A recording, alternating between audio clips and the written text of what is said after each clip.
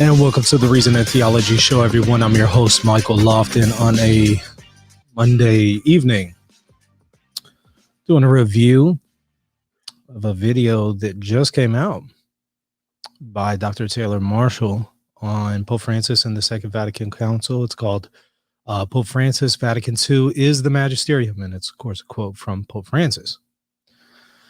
This was sent to me, and some individuals wanted me to review it, and had a brief moment to watch the majority of it. I'm only going to comment on the parts that I have seen. I'm not going to comment on, the last 20 minutes or so, because I have not seen those. Maybe I could do that in a future episode, but I was able to catch most of it. But first I want to say this before, we dive in. Some might wonder, why am I even addressing this issue?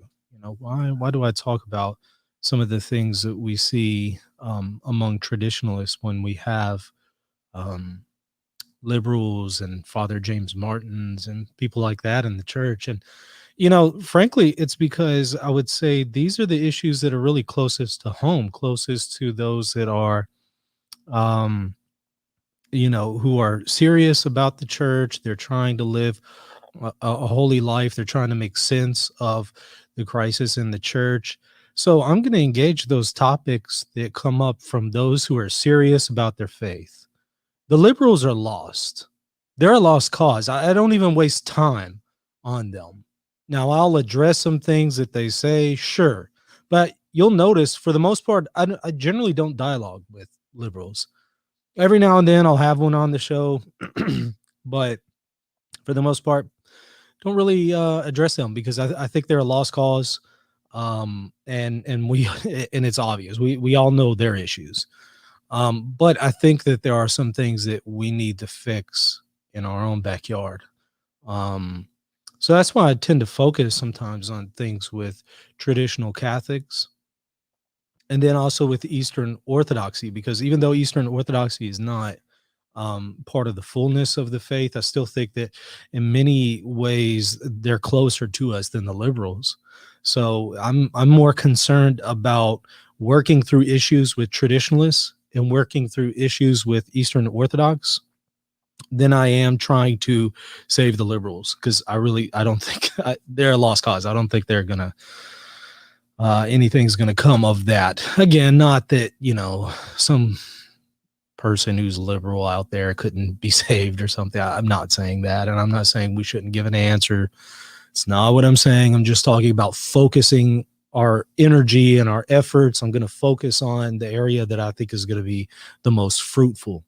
And I think that's going to be with those who are closest to home, the traditionalists, and then also with the Eastern Orthodox. And, I say that I'm not saying I'm not traditional, but believe me, I am, right? But what do we mean by traditionalist? That might be a little bit different. There's not a one-to-one equivalency between traditionalism and a person who affirms tradition. I think there are some tendencies among traditionalists that are not helpful and need to be criticized, even though I might agree that they are brothers in Christ and that we're fighting the same fight together.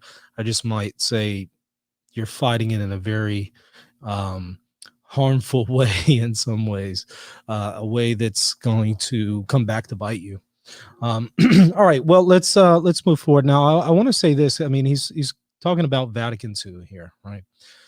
Because this is something that Pope Francis brought up. Now, look, I know that Vatican II has been interpreted in all kinds of crazy ways to affirm the most outlandish and outrageous positions under the sun. I'm not one of those people. I find Father Emmanuel Duranzo, I talked about him in a few episodes in the past.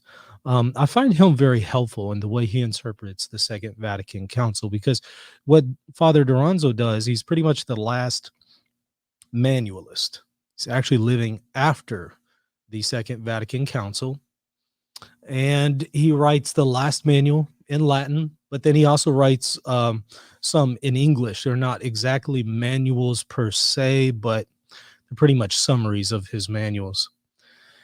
And he writes these things, and what he tries to do is he grapples with Vatican II in a Thomistic way.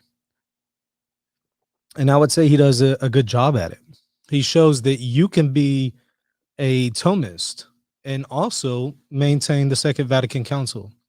I think he has a helpful approach in engaging the Second Vatican Council, where he neither falls into neo-modernism, um, he explicitly rejects it, but he also doesn't fall into this idea that somehow if you're a Thomist or if you're a traditionalist, you don't need to worry about the Second Vatican Council, or it is somehow against tradition or against Thomism. I think he dispels with that. So I would say, perhaps as a correction to some of the things that we see in interpreting the Second Vatican Council, maybe pick up people like Duranzo and others of that kind of mind who are able to integrate the last of our ecumenical councils into our tradition as a whole. And I think that they did so very well. Now, let's go ahead and move forward. Excuse me. Now, I do want to say, let's see, it's starting at around 120. Let me pull it up on my screen. Please let me know if y'all can't hear the audio or something like that. Y'all should be able to hear it, but just let me know in the chat if there's some kind of technical issues. Here we hear something from Taylor Marshall, where he asks a question about, can a future pope pretty much reverse something that Taylor Marshall says? It's an interesting question that he raises. Let's listen to it together. And I'm going to talk about this problem of papal revision. If one pope can revise or change something that a previous pope said, so if Francis can change something that Pope Pius V said, he can do that. Why can't a future Pope Pius XV revise and change what Francis said? See, there's a problem here. Okay. Well, well, so much to say here. Could a future pope reverse something that um, Pope Francis says? And by the way, somebody's saying the volume is low. Okay, let me increase that. It should be significantly louder next time. So let me know how the next clip sounds. But no, he raises a good question. Okay, can something be reversed in the papal magisterium? Of course, obviously. Yes, Pope Francis could say X and another pope could reverse it. How is this possible? In the same way that Pope Francis could reverse something that a previous pope says. How, you might wonder? Well, if the pope teaches something with a higher weight, that is going to reverse the previous teachings with a lower weight. And you are to give assent to the teaching with a higher weight. This is just very, very basic stuff, right? Now, I don't want to give the impression as if this is happening all the time. Frankly, for the most part, popes are spot on, even in their ordinary magisterium. They're spot on. They generally are not at odds with each other. They're generally not reversing previous papal teachings or in conflict with previous papal teachings, generally speaking. But there are some instances in which, yeah, okay, that does come up. And so what you're going to do is you're going to have to say, okay, well, it's not the most recent pope that I give assent to. What you're going to do is you're going to say it's the pope or the popes who taught with a higher weight that you're going to assent to. Let's say you have 3 popes who taught with a very high weight, heavy weight, X, proposition X. And Pope Francis comes in a lower level magisterial weight and asserts that not X is the case. Obviously, you're going to give assent to the ones with the higher weight. But if the roles were reversed and it were Pope Francis who offers a higher weight, Maybe he teaches this in an apostolic constitution, whereas, some of the previous popes only taught it and maybe an encyclical or something like that. Well, the apostolic constitution is going to outweigh, all things considered, the apostolic constitution is going to outweigh an encyclical. Now, I know I'm oversimplifying this to an extent, but I'm just trying to paint a general picture here about weighing magisterial propositions. Yes, something like that could happen. Pope Francis could be reversed, but also the opposite is true. Pope Francis could reverse some things,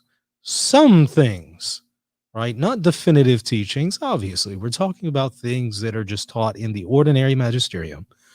The current pontiff could do that. And my question is, if you're a traditionalist, do you believe that? And would you assent to it?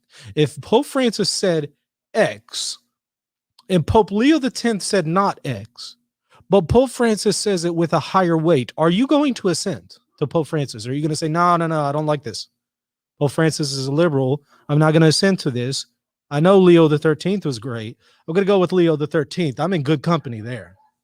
Are you going to do that? Or if you have Pope Francis who says X and Thomas Aquinas says not X, but Pope Francis teaches it in his magisterium, are you going to go with Pope Francis? Now, obviously, you're going to have to go with Pope Francis over Thomas Aquinas because Thomas Aquinas does not teach authoritatively. He's not part of the magisterium. Would you say that, no, I'm not going to accept what Pope Francis says? I'm in good company with a saint. I'm in good company with Thomas Aquinas. If you say that, you're in sin. Now, I'm not saying that Taylor Marshall is saying this. I'm just saying in general, for a person out there who is a traditionalist, I'm bringing this up and I'm asking you, would you assent to what Pope Francis is saying? Or do you have such a problem with Pope Francis that you would say, no, I'm not going to assent? Now, I'm not saying you have to like everything Pope Francis says and does, but what I'm saying is he is still the Pope and he does still have the ability to teach things with the papal magisterium. We have to recognize that. Do we accept that? Or are our feelings towards Pope Francis so strong, and maybe some of it is rightly so, but are our feelings and criticisms of Pope Francis so strong that we would actually put aside the papal magisterium itself if it came down to it? I would assert some Catholics would do that in the traditionalist camp, and that is a problem because they would, of course, be in mortal sin. It's a major, major problem. We need to understand it's not just the previous magisterium that we are to assent to, it's the current living magisterium as well. Now, yes, this current living magisterium sometimes might say something with a lower weight than something in the previous magisterium. And in those cases, yeah, you go with the one with the higher weight. But I would assert in many cases, first of all, what you hear from Pope Francis a lot of times isn't even part of the magisterium. He's not even speaking from the papal magisterium. And even when he does it outweigh something in previous papal magisterium? Yeah, sometimes it does. And do we react to it and say, no, I'm not accepting it. It's not in accord with tradition. Well, if you're really short-sighted and you put your tradition back to only a few hundred years, you might say that. And if you don't know what you're talking about and you think that somehow you are to only assent to the current pope if he says everything that's in accord with something else in the previous papal magisterium, then you have a problem. It's not just that, okay, if Pope Francis says something now and it goes against something in the past, I have to go with the past. It's not that clear cut. It's not that clear cut. And if you are to apply that consistently, Dr. Taylor Marshall talks about being consistent later on, and I commend that. We need to be consistent. If you apply that consistently, you probably couldn't be a traditionalist. So you would run into problems all over. Well, at least I should say a Latin Rite traditionalist. You would run into some problems there. Now, let's go ahead and move forward and listen to another clip that he offers here at around 2:45-ish, 2:46. I'm going to press play. Let me know if the volume's better. List a heresy, for example, Council of Trent. If any man say that a man is justified by faith alone, anathema sit. That is, in Latin, let him be anathema. And anathema is a Greek word meaning cursed. So in previous councils, they would condemn heresies by saying, if any man says XYZ, let him be anathema. Now, Vatican II never did any of that. There are no. Okay, let's stop there. You're saying there are no anathemas in Vatican II. Now, I'm not saying that he thinks that every council previous to Vatican II offered anathemas. I'm not saying that, but why even bring that up? Because it's not a really helpful point when we all know that there are other ecumenical councils that did not offer anathemas. What was Mark of Ephesus' criticism of the Council of Florence? Do you know? Think back. Did he not criticize it for not having any canons? Yeah, he did. Do we not sometimes criticize Vatican II for not having any canons? Yep. Are we being consistent here? Nope. Now he's talking about anathemas, not canons. I get it, but let's be consistent. How many anathemas can you name from Florence? The only anathemas that I can name from the Council of Florence are anathemas that they are repeating from previous ecumenical councils. I can't think of any new ones. Correct me if I'm wrong. I'll stand corrected if you find some. I haven't been able to find them. So why even bring this up? We often hear these criticisms as if they mean something. We sometimes even hear, well, Vatican II was a disciplinary council, and the previous ecumenical councils, they were dealing with heresies and everything. That's somewhat true. I mean, I think again of Constantinople in the the Eighth Ecumenical Council. Yeah, Constantinople IV. It's mostly a disciplinary council. I think of Lateran 1, 2, and 3, mostly disciplinary. They are ecumenical councils. Don't get me wrong; they're legitimate, but they're mostly disciplinary. So we can't criticize Vatican II for just being a disciplinary council, which that's not entirely true. There are some things that the Second Vatican Council teaches that is beyond discipline. It goes way beyond discipline in some instances. Do we accept that? Do we accept those teachings?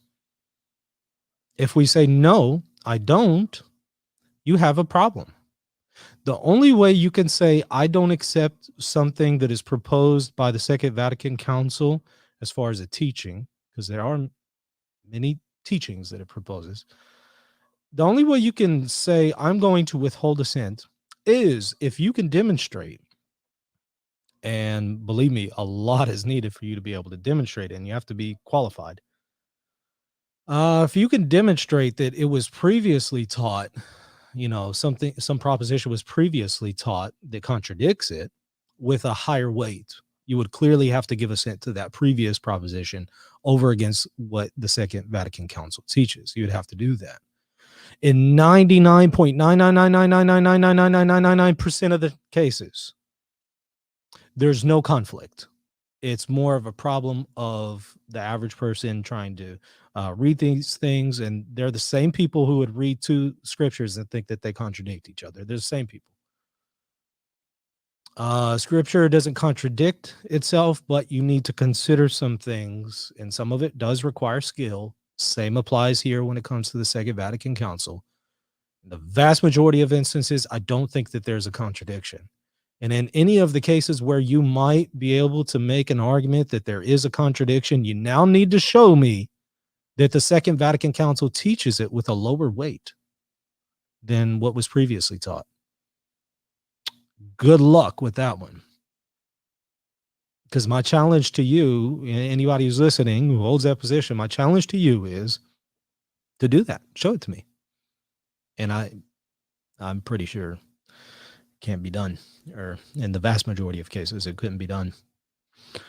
So, if you can't do it, well, you have to give assent to the Second Vatican Council. And if you say, no, no, no, no, no, I don't accept it, I just don't like it, it's just too liberal, well, you're in serious sin. And you're very much going down the same road that Luther offered us. I know that sounds rhetorical, and I know that sounds like it's an overplayed argument, but in reality, it's true. So, on what basis do you really criticize Luther when he would make the same arguments that you're making when you would criticize the Second Vatican Council? Am I saying that everything about Vatican II is just wonderful and it's the greatest council in the world? No. I think that the council has so far failed.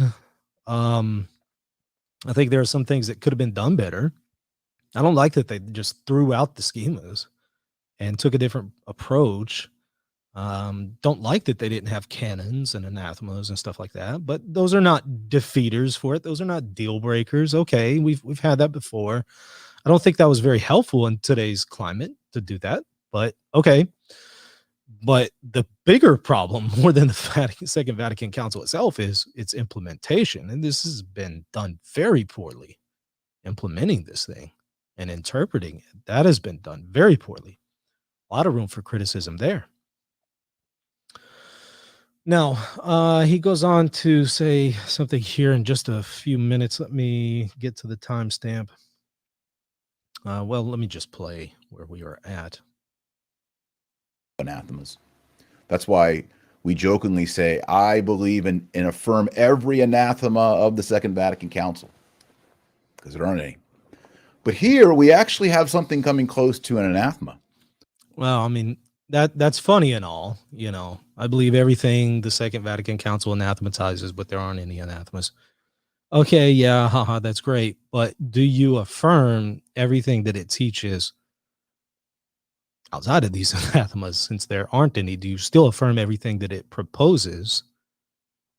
And I'm not talking just discipline here. I'm talking about actual magisterial propositions that pertain to doctrine. Do you affirm those things? That would be a question I'd love to ask Dr. Marshall. I'd love to hear the answer there. And I'd love to hear the answer for many other traditionalists. I want to hear, do you affirm what it teaches? Yes or no?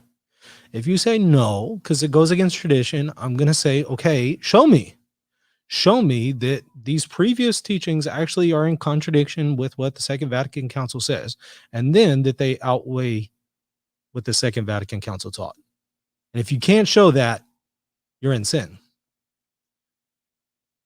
And you're in dissent.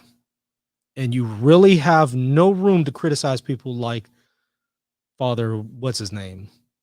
I keep forgetting his name. Father Martin. You have no room to criticize him. Now, are you as bad as him if you reject the Second Vatican Council? No, of course not. Right? I mean, some of the things that Father Martin is promoting is way worse than a rejection of the Second Vatican Council in some ways.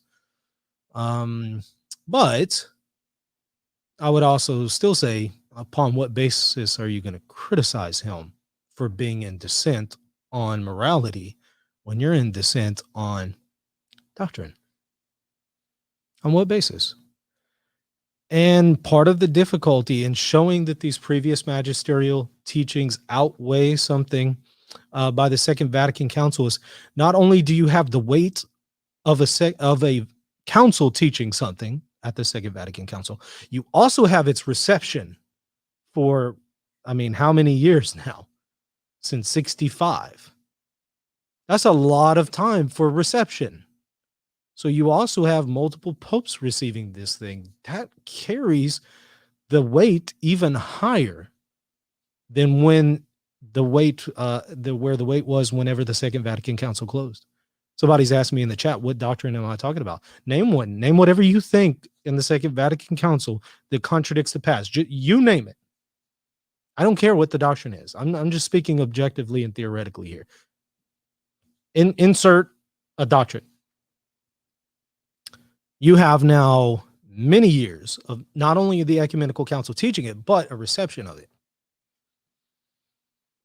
And we might not like necessarily some of the people that make up the teaching authority in the church today. Okay, but we still have to recognize that they do have a teaching authority, right? And we aren't just free to ignore something. And somebody says, no, you give us the doctrine. Oh, I mean, dignitatis humanae, right? Or nostra aetate, or one of the propositions there. Pick your choice. I don't care. Later on, we're going to see something by Dr. Marshall where he tries to demonstrate that there's discontinuity here from Sanctum Concilium with the Novus Ordo today. And I'm just thinking, now I know Dr. Marshall's read Sanctum Concilium, so I think it was very, very poor argument because Sanctum Concilium answers his objection. And so I would really even question whether the average person who holds these positions against the Second Vatican Council is even prepared, is even able to criticize it, because from the stuff I'm hearing, not very impressed. We'll see that in a little bit with some of the questions that Dr. Marshall raises that I didn't find very impressive. Now let's go to, let's see, the 841 mark. Let me pull it back up on my screen here. Let's see. Here we go. Of the church. Either you are with the church and therefore you follow the council, and if you don't follow the council, or you interpret it in your own way as you desire, you do not stand with the church. End quote. So he's saying that the council is the magisterium. Now, I think that could maybe be read in a legitimate way, but I mean, I don't know any Catholics who would say the Council of Trent is the magisterium, or the Council of Nicaea is the magisterium. Yeah, I mean, I don't know. I don't know if maybe that's how it was really meant in the original language, and if we're just kind of losing some meaning here in translation. But I mean, I wouldn't say that in English. That the Second Vatican Council is the magisterium. I would say it is magisterial, right? But I wouldn't say it is the magisterium. But I really don't think that that's what Pope Francis is saying. I don't think he means it that way. I am tradition kind of a comment. I don't think that's what he's saying. I think that he's just saying it is magisterial. Now, this raises the question of interpretation, right? Pope Francis brings up a point here that the Second Vatican Council is to be understood in the way that the church understands it. Now, that is true. That's true. To whom does it belong to interpret authoritatively? Think here. To whom does it belong? You? An average layman? Me? A layman? Am I able to authoritatively interpret scripture, tradition, magisterial propositions? Nope. I don't have apostolic succession. I am not a bishop. It does not belong to me. Not to give an authoritative interpretation. I can give, however, a non-authoritative interpretation.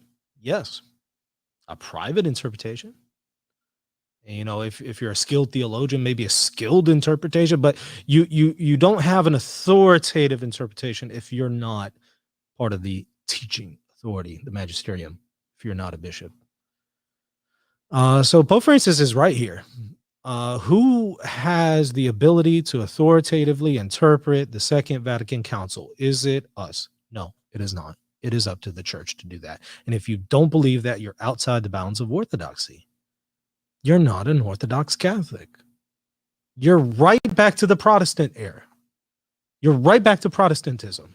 You might not have as many problems as Protestants do, but the fundamental error that they made, one of them at least, was that the individual is able to authoritatively interpret scripture privately. And that's not the case. So I don't have a problem with what Pope Francis says there. I would agree with him, and I would throw it out to you who might be traditionalists who would be uncomfortable with the Second Vatican Council. I'm going to say, okay, do you believe that? If you don't believe that, you have major problems. You got to affirm that. If you want to be a Catholic in good standing, you have to maintain that. Does that mean that you now have to affirm all the abuses and things that you see in the church today? Of course not. Of course not. The church has never authoritatively interpreted the Second Vatican Council in any way that is harmful or is, all the craziness that you see in the church today. It's never done that. So, somebody's saying, then why are you talking about, Michael, if you can't give us an authoritative interpretation? Because I can still offer you a useful interpretation that's not authoritative, right? I don't have the authority of Christ in an interpretation. That doesn't mean that interpretations, unless they're authoritative, they're good for nothing. No. It's not black or white. It's not all or nothing. There are degrees here.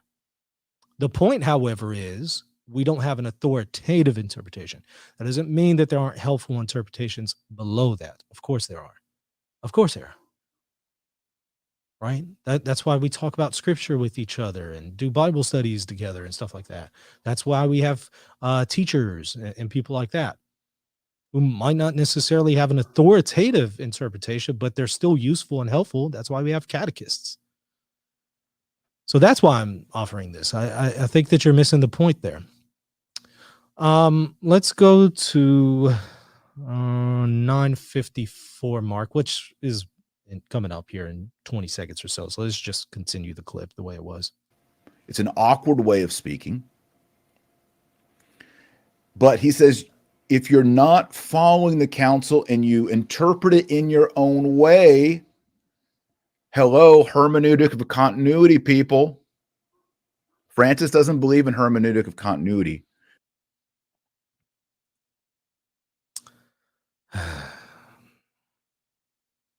Irrelevant. Even if Pope Francis doesn't personally believe in the hermeneutic of continuity, that's not the same as what he has said in his office as Pope authoritatively about the Second Vatican Council. Those are not the same thing. What he says in a private interview is not to be equated with what he says authoritatively, right? We all know this, right? Same thing here. What he says about something that might indicate he doesn't affirm the hermeneutic of continuity, irrelevant. You need to show me that that is an authoritative interpretation that he has given in his office as the Pope, that it is somehow part of the ordinary magisterium. And then I'm going to put that up against some other things that Pope Benedict said about the hermeneutic of continuity. And now we're going to ask which one outweighs each other. So really, this is irrelevant to even mention this. Can you hold to the hermeneutic of continuity and affirm everything Pope Francis just said about authoritative interpreters, and you need to affirm the way that the church understands the Second Vatican Council? Can you affirm both? Yes, you can. Yes, you can.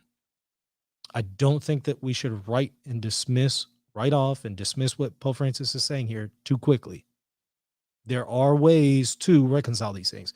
And part of the problem is we have today in traditionalism, there's such a reaction against the abuses in the church that we are not careful to do that. We're not careful to say, okay, wait, if this is magisterial, is there a way in which I can reconcile this with previous magisterial propositions? We're not quick to do that. What we are quick to do is dismiss it and say there's contradiction.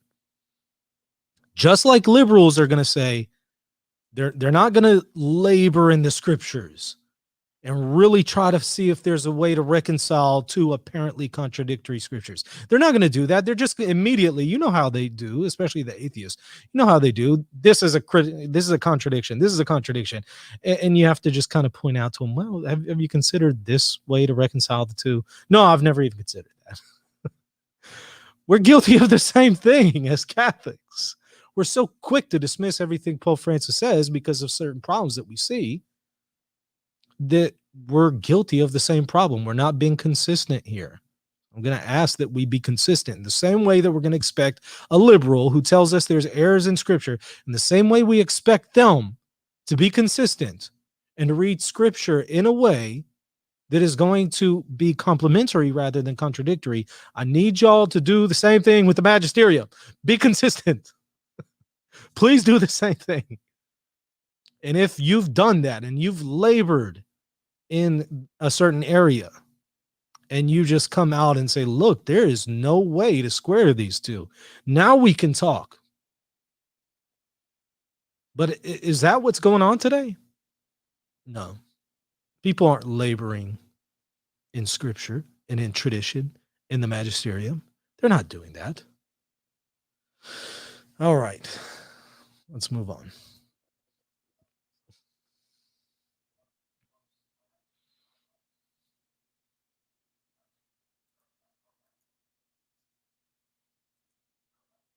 No, that's not what Pope Francis said. I just showed you a way to reconcile those two. I just gave you an example. He's talking about authoritative interpreters, and the church has never authoritatively interpreted Vatican II in a way that would be inconsistent with the hermeneutic of continuity. And if somehow you were able to just present me some kind of magisterial proposition that shows that, I'm going to now present you about 10 other magisterial propositions that teach the hermeneutic of continuity that are probably going to outweigh anything that you would present to me. Voila, I reconciled them. See how easy it is to do that? Took me 10 seconds to do that, right? The problem is we don't want to do that. We want to jump the gun and be quick to just say there's a problem here. There's a problem with Pope Francis. I don't like him. I don't like what happened with Pachamama, so I'm just going to dismiss everything he says. And when you do that, you put yourself outside the pale of orthodoxy. Because what you're saying is, I accept the previous successors of St. Peter, but I don't accept the present one. That's what you're effectively saying, even if you don't want to admit it. Let me play it back because some said that they weren't able to see the clip. Let me play it one more time. It's an awkward way of speaking. But he says, if you're not following the council and you interpret it in your own way, hello, hermeneutic of continuity, people. Francis doesn't believe in hermeneutic of continuity. So if you're pushing the hermeneutic of continuity, you fell under what Francis just said right here. 100% false. For the reasons I just explained. We're way too quick to just dismiss what Pope Francis says. And I'm not a major Pope Francis fan. But I will still at least affirm that he does have the office of the pontificate. He does have the authority to teach authoritatively. And so I am going to hear him out when he teaches authoritatively. And I'll also consider what other previous magisterial teachings say. Sure. But I am going to hear him out. I'm not going to dismiss the current Pope just because he does some things that I don't like or says some things that I think that are not helpful. So I don't find that kind of approach helpful, saying unless you basically are rejecting what Pope Francis says here, there's no way you could hold to the hermeneutic of continuity. Nonsense. I just showed you in 10 seconds how to reconcile what Pope Francis just said and what he says here in the hermeneutic of continuity. I just showed that. Show me how I'm wrong. Why can't you maintain the hermeneutic of continuity in light of what I said? Of course you can. That's nonsense. Now, let's go to the 20-minute mark. We're going to skip a little bit. Let's see here. Somebody was asking me, did I get to the Buddhism of part of Vatican II yet? I don't know if that was asked rhetorically, but y'all do realize I've read the Second Vatican Council, right? I mean, I've read it. I'm aware of it. Have I addressed every single aspect yet on this episode? No, of course not. Do I know that there are some challenges that I need to address at some point? Of course. Yes, absolutely. Yes, there's some aspects of Nostra Aetate that we need to go through. Sure, there's some parts of Dignitatis Humanae and Lumen Gentium and Sacrosanctum Concilium that we need to address. Of course. But that doesn't mean it can't be done. And to answer your question, no, I haven't been able to address that yet, but I don't think that takes away from anything that I'm saying. Now, I don't know if by asking the question, that's you were saying that does take away from it, but I've seen quite a few comments earlier in the chat, throwing that kind of stuff out there as if it's somehow a defeater for what I'm saying. And frankly, it's not. I would say in the vast majority of instances, it's a problem with your interpretation. Now you might say, okay, that might be, but a document by the magisterium should not be written in such a way that I have to labor in interpreting it properly. And I might say, you know what, I agree with you. But then I'm going to say, but you know what, Nicaea 1 has the same problem. And then Chalcedon has the same problem. Have you ever heard of the Fifth Ecumenical Council? It was called because of some concerns there about Chalcedon. Have you ever heard of the Second Ecumenical Council? It was called to clarify some aspects from the First Ecumenical Council that were left over from it, because there were some who were saying, hey, look, I can affirm that Jesus is consubstantial with the Father, but I deny that the Holy Spirit is consubstantial. And there were also some who would be able to maintain the language of consubstantial, but they meant something else by it. So these problems are not unique to the Second Vatican Council. So, I mean, if somebody says this is the most angry I've seen Michael, you haven't seen me. You definitely haven't seen me angry today. No. I do find it interesting that people raise these objections, though, because I want to see us consistent. I want us to be consistent, and I frankly believe we're not being consistent. I don't think that we are. I think that if we were to apply these criticisms against the Second Vatican Council to things in the preconciliar era, if we were to do that consistently, we would see, maybe I shouldn't be maintaining some of the positions that I currently maintain. So, yeah. All right. Well, let's listen to the clip here. Now, one problem that we have in the quote here that I shared that Francis just said is we have Francis who is revising previous popes on certain teachings. For example, the teaching in Amoris that divorced and civilly remarried people can receive the Eucharist and can go to confession even though they don't repent and have a resolution to fix that problem. All the popes before said that's not acceptable. Francis says it is acceptable. Let's stop there. All the popes previously said blah, blah, blah. Really? Look, I'm not a fan of Amoris Laetitia at all. Could it be read in a way that could be orthodox? Yeah. Is it written in a way that was clearly intended to satisfy not only the Orthodox, but the unorthodox? Yeah. Yeah, clearly. And do we have some problems with some of the interpretations that were given afterwards by the Pope? Mm-hmm. Yep. So I'm not a huge fan of Amoris Laetitia at all. But I will say this. I want us to be consistent here. I want us to be consistent. If we were consistent, we wouldn't say things like that. We wouldn't say, oh, well, you know, all of the popes previously taught otherwise. You know, I wonder how many have really researched the issue with Trent on divorce and remarriage. And yeah, I'm aware of some of the basic responses that a few people who have researched the issue try to offer. But I really wonder how many have either, number one, read the Acts of the Council of Trent, or at least number two, read commentaries from those who have read the Acts of the Council of Trent. Because if you did one of those two, you would not maintain this view. You would recognize that, wait,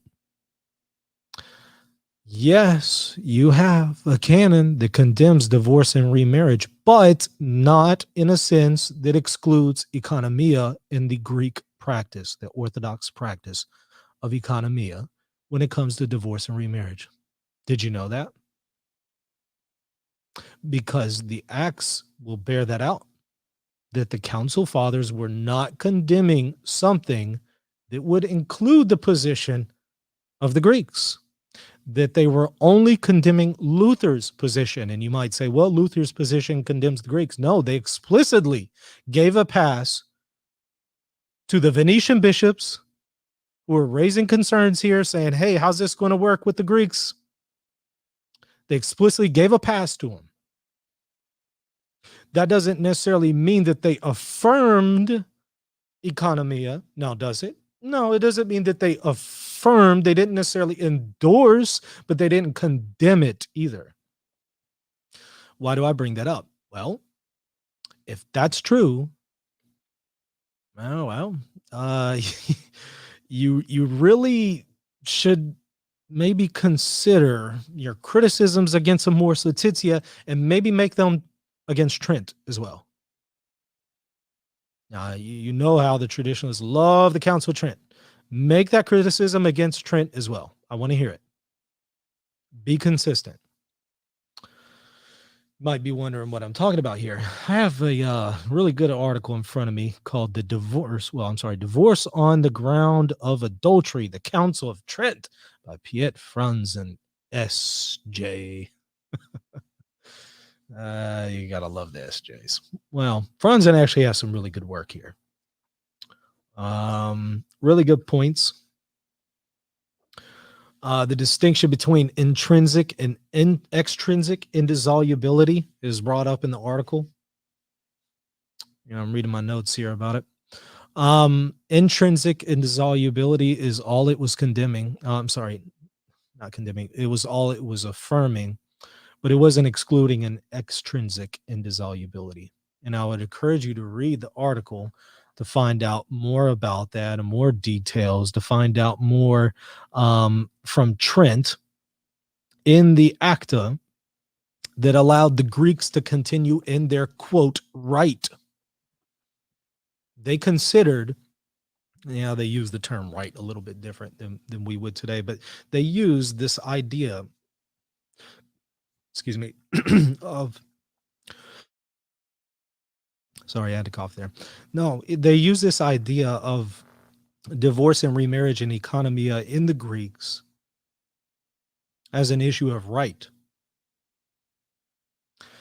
They don't see it as a difference in dogma. Now, how does that square with some things? Hold on. How does that square with some things that we might see in Florence? Good question. Good question. Some work needs to be done there. But I would say overall, it can be done. And this is definitely worth considering. So I would highly recommend to read it if you want to be consistent in your criticisms of Amoris Laetitia. Now, there is another one coming up here at 2040. So let me play the clip. Or the death penalty. There are a dozen previous popes who have talked about the death penalty as being not only morally licit, but morally just. And yet Francis says otherwise. Now, a problem here is if Francis can revise Pius XII or Pius V, if he can do that, why can't a future Pope Pius XV revise Francis? See the problem? Francis is sitting on the branch of papal authority, and yet by revising and changing and correcting what previous popes said, he's sawing the branch that he's sitting on. Because that just means the next pope could come along and say, well, Francis said all that, but we're going to get rid of that. And then another pope could come after him and say, well, he said that, but I'm going to say this. And it just inverts on itself. Now, here he raises the issue of the death penalty, and I think a lot of work needs to be done here to really determine if there is some kind of contradiction between what Pope Francis has said in his Magisterium and preconciliar teachings. as far as the teaching, not the approach or practice or discipline towards it. Although I know that there's a intimate connection between discipline and doctrine, and that there is a sense in which, thank you, there's a sense in which those could be so separated that one impacts the other. I recognize that.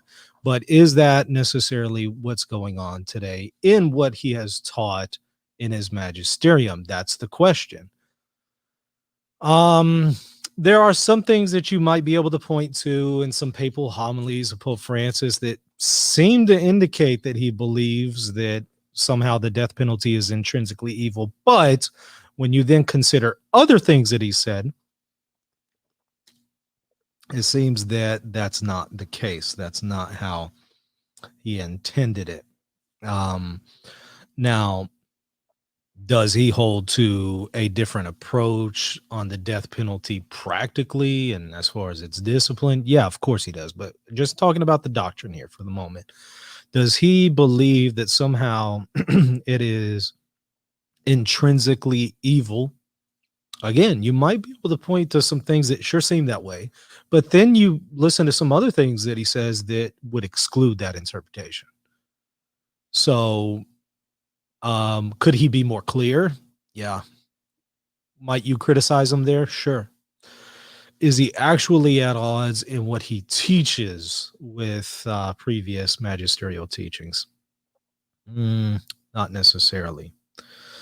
So I really want to be careful. We're so quick to just assume that he is teaching something different. Let's be careful and let's be consistent.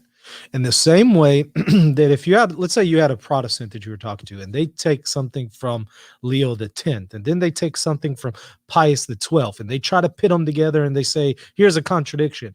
You know, in the way that you would labor and look into these issues and say, well, you know, actually, here's what was going on, and there's no contradiction. In the same way that you give that judgment of charity to those popes, I want you to do the same thing to Pope Francis if you're not doing that. Do the same thing to him, no matter how hard it might be, no matter how much it may kill you to do it, no matter how painful it might be to give Pope Francis the judgment of charity. Let's do that, because I think when you do that, you'll find that there aren't as many problems as you had thought.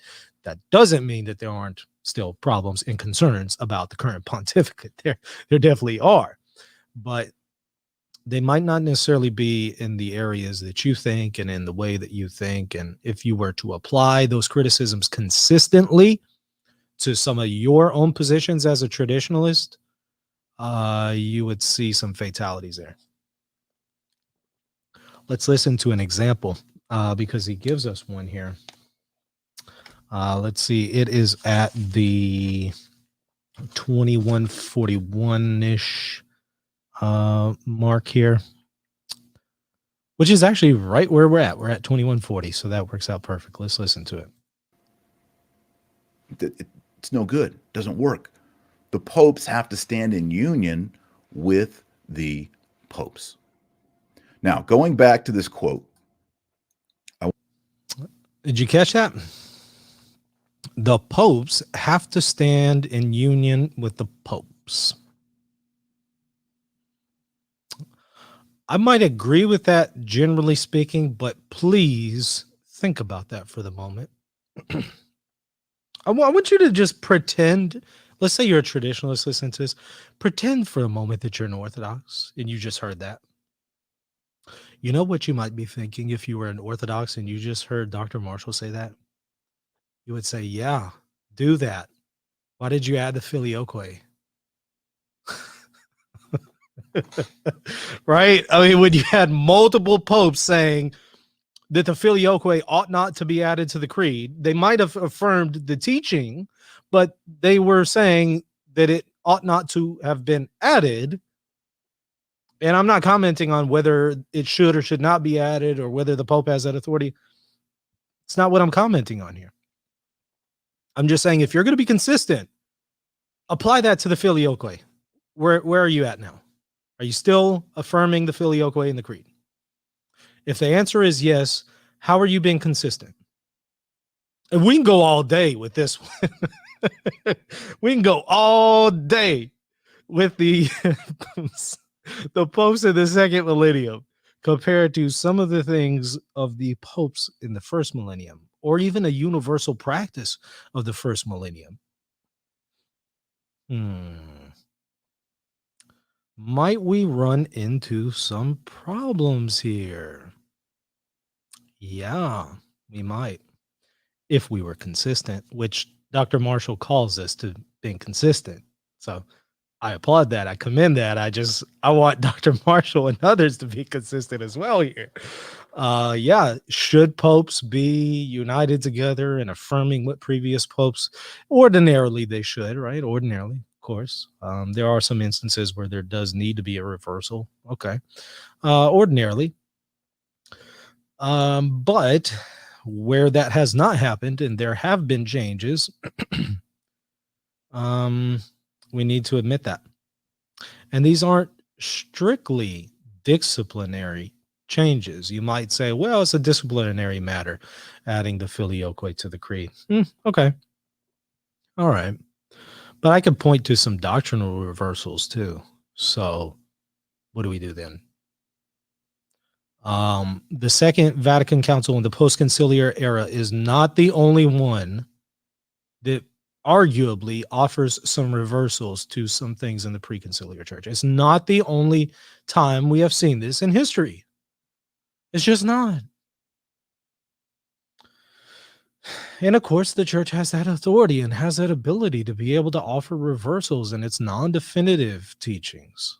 Not in its definitive, but in its non-definitive teachings, it is able to. It rarely does. It doesn't do this often, but it does have that authority. Now, let's go to, well, we're practically there. Let me just play the clip out. I want to read it one more time, and then I'm going to have 7 questions. These are 7 questions to Pope Francis.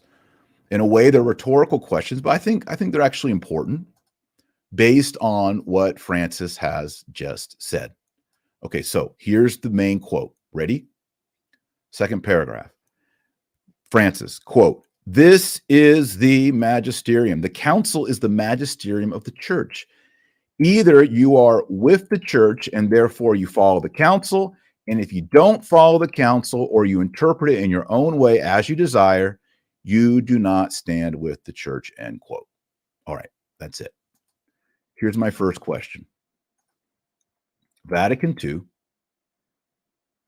in Sacrosanctum Concilium, states this, paragraph section 36, quote, "Particular law remaining in force, the use of the Latin language is to be preserved in the Latin rites," end quote. Did you hear that part where he says particular law remaining in force? Just keep that in mind. So if Francis says, if you don't follow the Second Vatican Council, you don't stand with the church, you're in trouble. Does that mean that if you attend a mass that is 100% vernacular, 100% English, and there is no Latin in it, you don't stand with the church? In other words, if Vatican II, Sacrosanctum Concilium number 36, states the Latin language is to be preserved in the Latin rites, and Francis just said, if you don't follow Vatican II, you don't stand with the church. Is there really a problem here? No. Is this even a legitimate question? Nope. What Dr. Marshall raises here, in my opinion, is not a legitimate question. He should know better than that. He just quoted paragraph 36, right? What else does it say? It says particular law remaining in force. The use of the Latin language is to be preserved in Latin rites. Particular law remaining in force. And what else does it say? These norms being observed, it is for the competent territorial ecclesiastical authority mentioned in Article 22.2 to decide whether and to what extent the vernacular language is to be used. Their decrees are to be approved. That is confirmed by the Apostolic See. and to what extent? Now, you might have some disagreements on the extent of this. You might have some disagreements on the discipline here of the Second Vatican Council and making that decision practically, saying that, it should not have been opened up to this. Okay. All right. But be consistent. Read the rest of the thing and see what else it says, because the vernacular in its predominant use today is not against what we just read from Dr. Marshall. Because right afterwards, they just said, to what extent is it to be determined by territorial ecclesiastical authorities? So, again, I'm not saying that you have to agree with the decision in discipline here, the change in discipline. I might argue that we need to have more Latin in the Latin Rite. That's beside the point. That's irrelevant. The question is what we just heard really a contradiction and really a problem?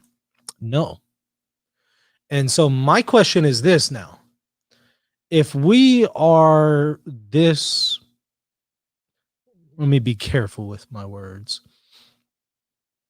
If we have this much trouble in discerning what Sacrosanctum Concilium is saying about the vernacular, if we have that much trouble in determining what Sacrosanctum Concilium is saying, might we also have some trouble in determining what Dignitatis Humanae and Lumen Gentium is saying in Nostra Aetate?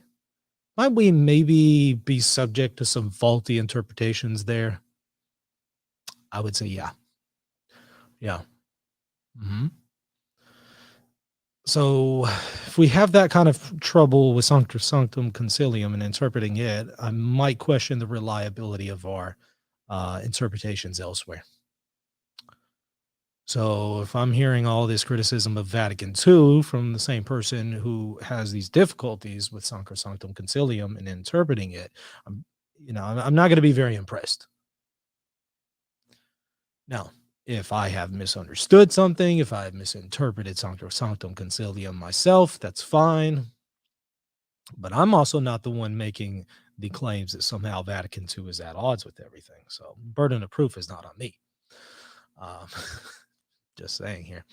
Now let's listen to a little bit more, and then I'll maybe do a few chat questions. Supich says a mass and it doesn't have Latin in it, he's not standing with the church. Is that what you're saying, Francis? Because there's a lot of things in Vatican II that when they come to traditionalists, they push it on us and say, accept this, accept this. But yet Vatican II says Latin language is to be preserved in the Latin rites, and then it's like, it's no big deal. Really. I agree. There's a whole lot of nonsense that was pushed on us under the name of Vatican II. I know the history. I know the history. Believe me, I know. I understand. I get the concern here. That being said, though, as much as a concern as there is, I still want to be careful not to go too far on the other side and just outright dismiss Vatican II. Just because it has been abused does not mean we don't need to be careful here. Scripture has been abused endlessly. I hear it nonstop all the time. Scripture is constantly being abused. But I don't want to go to the position that I just think, well, there's no utility to reading Scripture. Scripture is just useless for me as a layman, because there's there's so many people who have misinterpreted it. Well, it's just of no good. I want to avoid both of those. I want to try to find a nice happy medium here, if possible, if that's where the truth is, in the happy medium. Because sometimes the truth is not in the happy medium, right? Sometimes it is black or white. It is in the yes or no, but sometimes it's in a qualified answer. So I want to be qualified when it comes to the Second Vatican Council. I want to affirm what the church teaches as a whole. I don't want to be out of step with its current living magisterium. There might be a few exceptional cases where you might be able to say, I can withhold assent here because of something else that was taught with a higher weight. Donum Veritatis allows for that, right?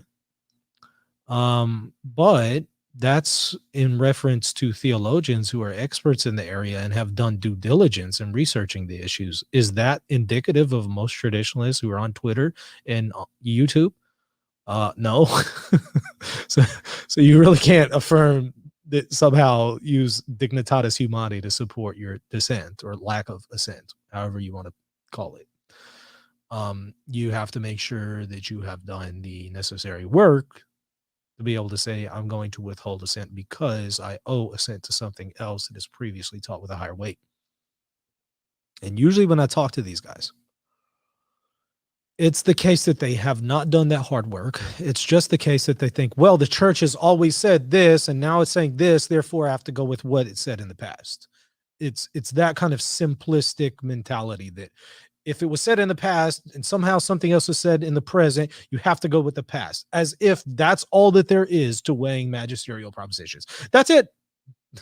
It's as simple as that. If that's where all it was, wow. Unfortunately, that is not the case. That is not the case. There are other things that might affect the weight of a magisterial proposition other than time. There are other factors involved here. Let's listen to a little bit more. We have to follow that one. Let's be consistent.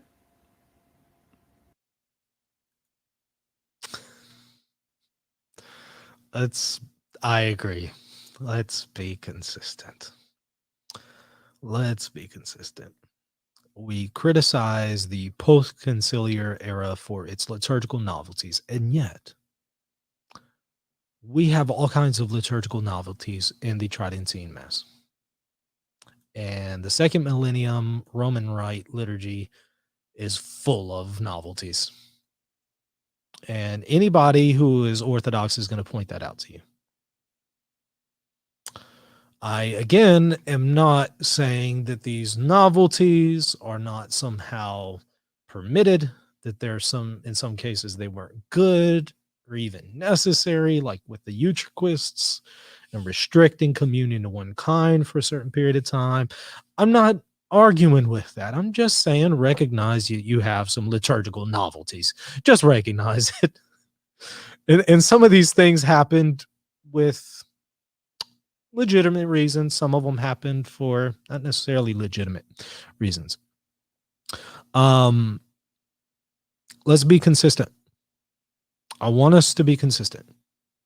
And frankly, I'm not seeing that consistency from some of the traditionalists. So it is concerning. Question number 2. If we don't follow the Second Vatican Council, we don't stand with the church. Question number 2. If Gregorian chant is not used in your Mass, have you not stood with the church? Sacrosanctum Concilium from Vatican II, section 116. The quote, the church acknowledges Gregorian chant as specially suited to the Roman liturgy. Therefore, other things being equal, it should be given pride of place in liturgical services. Do I agree with that? Of course I do. Do we need more Gregorian chant? Oh, yeah. So much better than sing a new church into being and other Protestant hymns that we end up getting.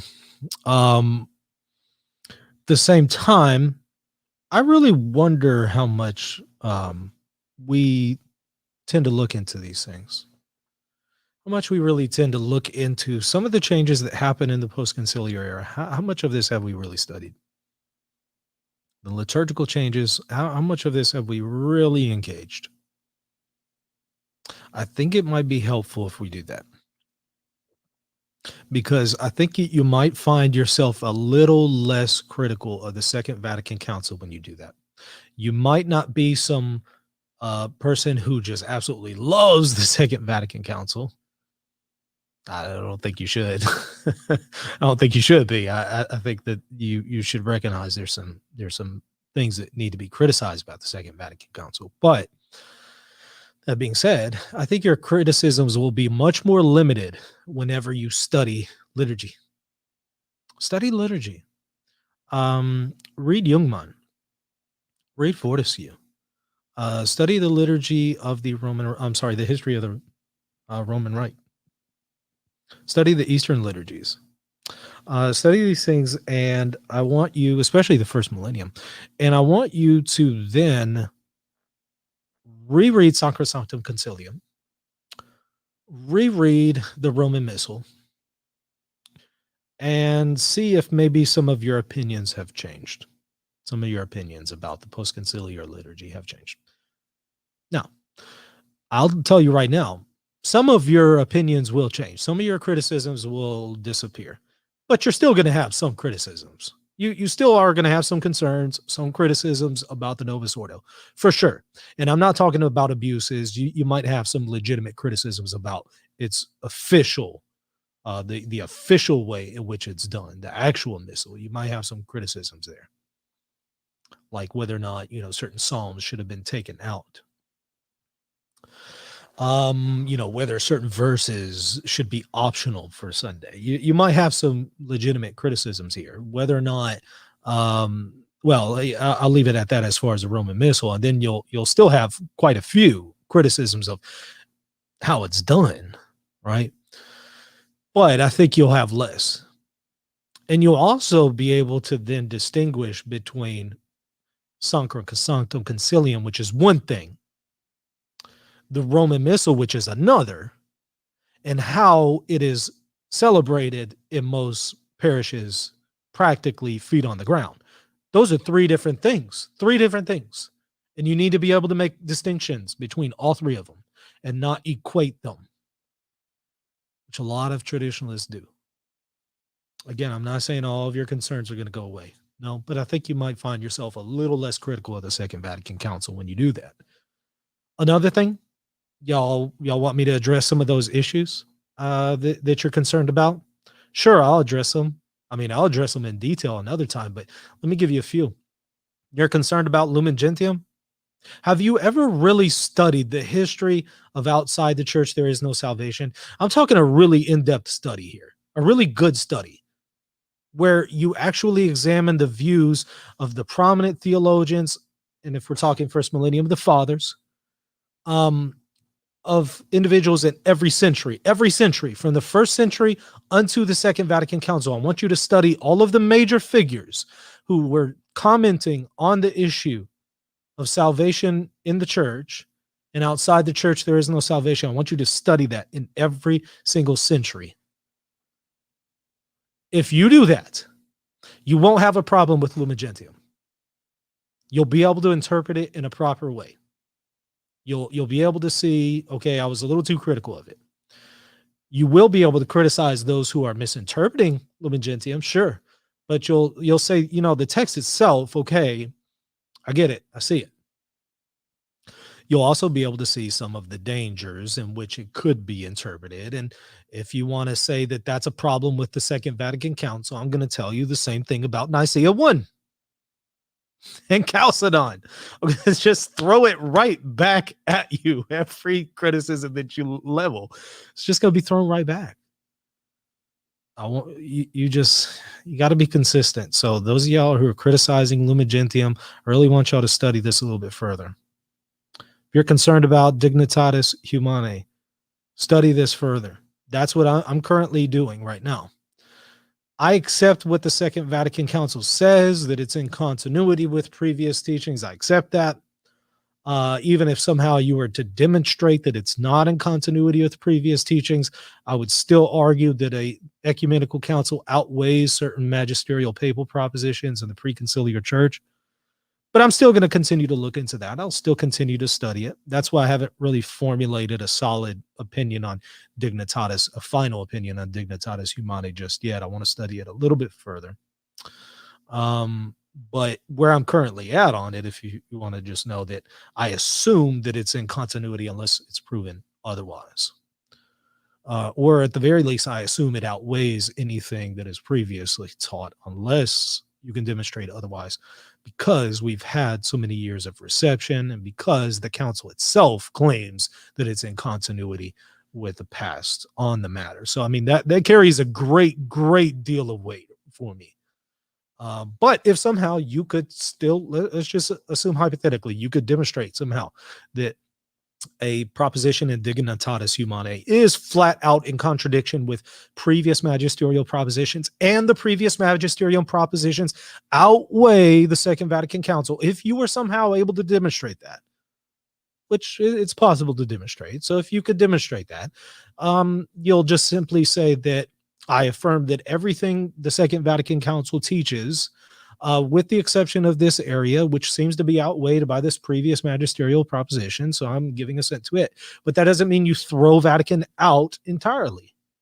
That just because something else is outweighed, that somehow means everything's up for grabs. You would just simply make that qualification. So let's listen to just a little bit more, and then we'll probably kill the stream here in just a minute. If you go to Mass and there's not Gregorian chant in pride of place, do you not stand with the church? Because Francis just said yesterday, if you don't follow the Second Vatican Council, you do not stand with the church. So those are the first two questions. If it's all vernacular Mass, which is most Masses here in the United States, and there's no Gregorian chant, which is most Masses in the United States, how can we say that these bishops and these parishes and these liturgies stand with Vatican II? Nobody's arguing that in practice, most of these parishes are in accord with the Second Vatican Council. Nobody's arguing that. Nobody is arguing that. Not anybody who should be taken seriously, I should say. I'm sure you can find some random guy online who's defending that, but nobody's arguing that. But again, make the distinction between Sacrosanctum Concilium, and then a distinction between it and what we got in the Roman Missal, and then make a distinction between the Roman Missal and what we get in practice. Make those distinctions. And if you see some discontinuity there, sure, okay, yeah, that means that Pope Francis and others should be more consistent here and should be affirming for more consistency in the liturgy. So what? Does that take away from anything that Pope Francis has taught? No, it just means he needs to be a little bit more consistent when it comes to the liturgy, right? Does that somehow prove that he's wrong of the death penalty? No. Does that somehow prove, and I'm talking here about doctrine, you might disagree with the discipline. Does that somehow mean that he's wrong about Amor Laetitia? No, not necessarily. Am I defending any of those? No, I'm not. I'm just saying that doesn't mean just because he's being inconsistent here, that somehow means everything is up for grabs and I can ignore the Pope. Why am I saying that? Well, because that's the impression I'm getting from a lot of traditionalists. That's the impression I'm getting, because there might be some inconsistency on the part of the Pope here, because the Pope is not putting into practice very well Sacrosanctum Concilium. Because of that, somehow that means Vatican II is up for grabs and Pope Francis can be ignored in everything that he ever teaches in his papal magisterium. That's the impression I'm getting. And if that's not true, if that's a misimpression, then okay, please assure me that I'm not understanding things. I need to hear it. I need you to tell me I have a misimpression here. Until I hear that, that's what seems to be the case. Haven't you cut off at the knees everyone on this Novus Ordo landscape? Okay, so those are the first two questions. Now, 5 more questions. Pope Francis, does Vatican II fall under the extraordinary magisterium? He says it is the magisterium, but let's figure out what exactly that means in Catholic theology. I suspect that with the statement that Francis stated that it is the magisterium, that councils would fall under the extraordinary magisterium. And yet, Pope Paul VI said that it does not. It does not. The magisterium, quote, the magisterium of the church, is Paul VI, did not wish to pronounce itself under the form of extraordinary dogmatic pronouncements. Sigh. Wow, this is a big blunder here. Major blunder. And this is because Dr. Marshall is not familiar with the way these terms are being used. He's not familiar with the concepts of how the magisterium works. This is very problematic, the what I'm seeing here.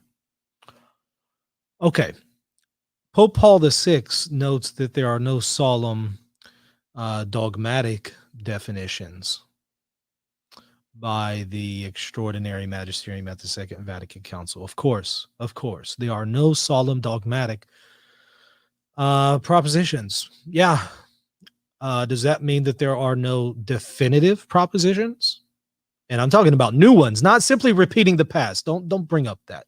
I know that it repeats the past on some things. I'm talking about new definitive propositions. Does that mean there are no new definitive propositions just because there's no solemn dogmatic definitions? Can you not have a definitive teaching that is not dogmatic, but is Catholic doctrine? Is not Catholic doctrine able to be defined? Yeah.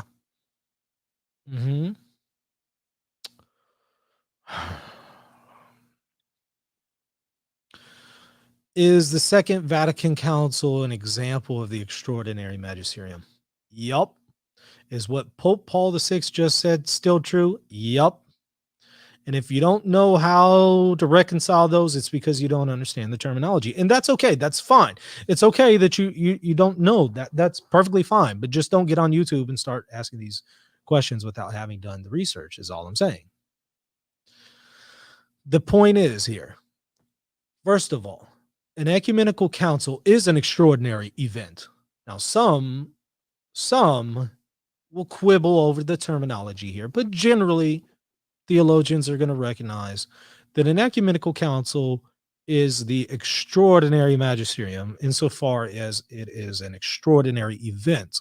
But this extraordinary event does not always exercise the extraordinary magisterium. Sometimes an ecumenical council, which is an extraordinary event, might exercise the ordinary magisterium. No way. Yep. Believe it or not, it's possible. Vatican II is one example of that, right?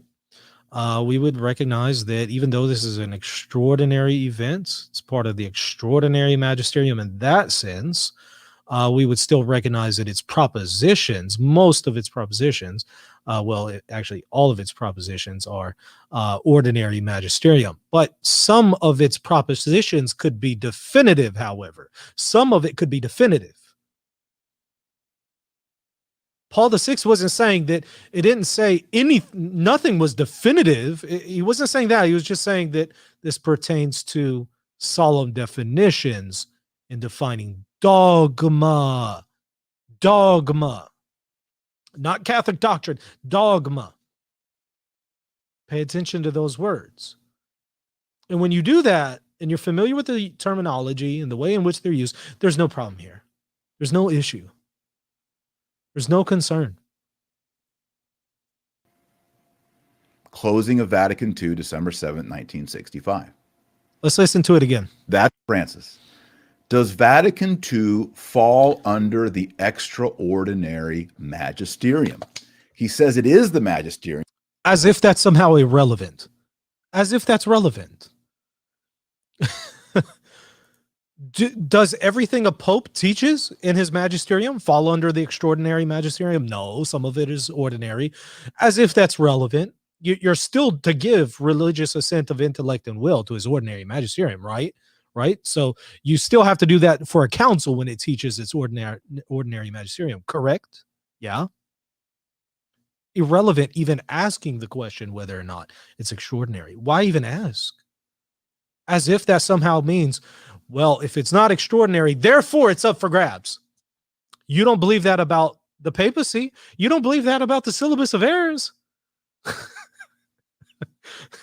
You don't believe that about preconciliar encyclicals? You recognize that those might not necessarily be extraordinary, and yet you would still maintain them as authoritative, would you not? Yeah. Why don't you apply that to the Second Vatican Council? Why even raise this question is my, what I'm considering here. But let's figure out what exactly that means in Catholic theology. I suspect that with the statement that Francis stated that it is the magisterium, that councils would fall under the extraordinary magisterium. And yet, Pope Paul VI said that it does not. It does not. The magisterium, quote, the magisterium of the church, as Paul VI, did not wish to pronounce itself under the form of extraordinary dogmatic pronouncements. Extraordinary dogmatic pronouncements. Did you hear that? That does not mean it's not the ordinary magisterium. He's talking about pronouncements. There's a difference between an extraordinary event and a pronouncement and a proposition and dogma, right? And there's also a difference between a solemn definition of dogma and a non-solemn definition of perhaps either dogma or Catholic doctrine. So I think we need to consider the terminology that's being used here and pay attention to it. Somebody saying, Michael, you're always shilling for orthodoxy. Make up your mind, Catholic or Orthodox. I love it.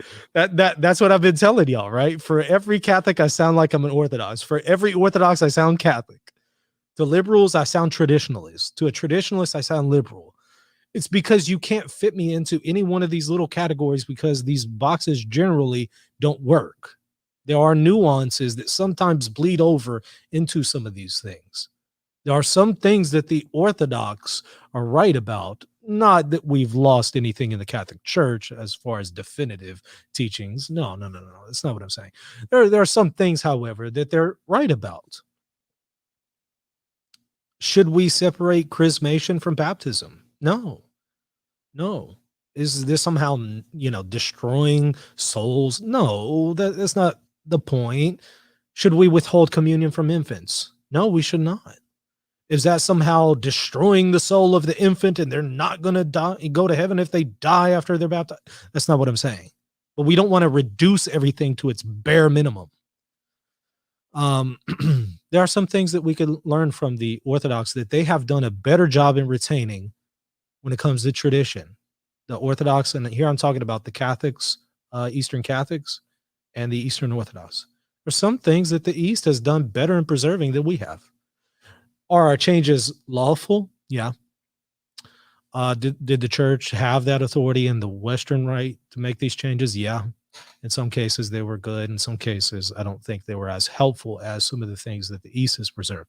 Likewise, if you hear me in a conversation with an Orthodox, I'm going to tell them all kinds of reasons why they need to be Catholic and they have problems. Go and watch my stream yesterday. Was it yesterday? I think it was yesterday. I was criticizing yesterday or the day before. I was criticizing Orthodox and telling them about the problems they have with their ecclesiology. So it might seem to you like I can't make up my mind, but that's because I'm making some distinctions, making some nuances. And for a person who doesn't make distinctions and doesn't make nuance, I sound like I'm just back and forth, and it's because you're not careful in your thinking on some of these matters. You got to make nuances. You got to make distinctions. All right, let's go back to the video. Closing of Vatican II, December 7th, 1965. That's quoted in my book, Infiltration. And since then, a lot of people have come out and said, oh, Dr. Marshall played fast and loose. He tricked everyone. He gave a truncated quote. And if you read the quote in context, it doesn't say what Marshall is trying to make it say. That's not true. I'll read you the full quote right here. It's going to take me a little bit, but I'm going to give you the full context. And you'll see, I think that it actually helps the argument. Here's the full quote from Paul VI. Quote, but one thing must be noted here, namely that the teaching authority of the church, which in Latin is magisterium, even though not wishing to issue extraordinary dogmatic pronouncements, has made thoroughly known its authoritative teaching on a number of questions which today weigh upon man's conscience and activity, descending, so to speak, into a dialogue with him, but ever preserving its own authority and force. It is spoken with the accommodating, friendly voice of pastoral charity. Its desire has been to be heard and understood by everyone. It is not merely concentrated on intellectual understanding, but has also sought to express itself in simple, up-to-date, conversational style derived from actual experience and a cordial approach, which makes it more vital, attractive, and persuasive. It has spoken to modern man as he is, end quote. So people said, oh, Marshall played fast and loose with that quote from Paul VI. No, you read the rest of it, it actually affirms even more what I'm trying to say. And I'm quoting, the council did not wish to issue extraordinary dogmatic pronouncements, comma, now here's the rest of the quote, has made thoroughly known its authoritative teaching, ooh, that sounds really important, on a number of questions which today weigh upon man's conscience and activity. It did not say, has made thoroughly known its authority on Catholic teaching, dogma, doctrine, morality. No. No, that's not what he says there. But does that somehow negate the idea that it is still authoritative in its ordinary teachings and its ordinary propositions? No, that doesn't logically follow either now, does it? Nope. No, that doesn't logically follow. Everything Pope Paul VI said there can be consistent with a view that says, however, the ordinary magisterium is still at play in some of the conciliar propositions that it gives to us that are not disciplinary, that are actual teachings. Everything he said is consistent with that. Also, why don't we ever hear this? I want to bring this one up from Pope Paul VI. There are those who ask what authority, what theological qualification the council intended to give to its teachings, knowing that it avoided issuing solemn dogmatic definitions engaging the infallibility of the magisterium. It avoided extraordinary matters, dogmas, endowed with a note of infallibility. He's talking about solemn dogmatic definitions. That does not mean or somehow exclude ordinary teachings by an extraordinary event, by an ecumenical council. I was just reading again Father Duranzo the other day. Again, one of the last of the manualists, one of my favorites. And he rightly notes that the chapters of Vatican I, some aspects of Lamentabili, some aspects of Pascendi, some aspects of the Syllabus of Errors, some aspects of the chapters of Vatican I, some aspects of Costa Canubi, some aspects of Humani Generis. He notes rightly that they fall under the ordinary magisterium. You heard me right. He actually said that these fall under the ordinary magisterium. Not every bit of them, but some aspects of the chapters, some aspects of, the chapters of Vatican I, some aspects of the chapters of Trent, some aspects of Lamentabili, and so on and so forth. Yes, it is possible for an ecumenical council and then some things taught by a pope to fall under the ordinary magisterium. And it seems like Dr. Marshall is just unaware that an ecumenical council can teach non-definitively and yet authoritatively.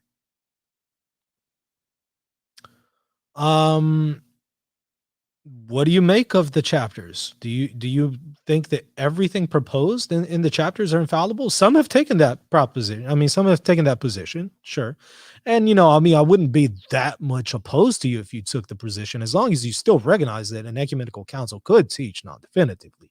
Unless you really think that everything an ecumenical council teaches at all times, anywhere, without qualification, is always definitive. If you have that kind of elementary preschool understanding of an ecumenical council, you're going to run into all kinds of problems. That's not the case. So my question to Dr. Marshall would be, do you believe that the Second Vatican Council taught authoritatively yet non-definitively? I don't care what you want to call that. I don't care what you want to call it. You want to call it the extraordinary magisterium, you want to call it the ordinary magisterium. I don't care what label you put on it. I'm just asking, do you believe that it taught authoritatively and yet non-definitively on some matters? Because you can't tell me that some of its propositions in Dignitatis Humanae and Lumen Gentium are strictly disciplinary. You can't argue that. Obviously, we know those are doctrinal. Whenever it proposes those things doctrinally, since we know that they're doctrinal, do you believe that they are authoritative yet non-definitive? And if you say nope, then I'm going to say you are outside of Orthodox Catholicism. Now, I don't know Dr. Marshall's position, so I'm not commenting on him specifically. I'm just talking about if he were to answer that, or anybody else who answers a no to that question, they would be outside of Orthodox Catholicism.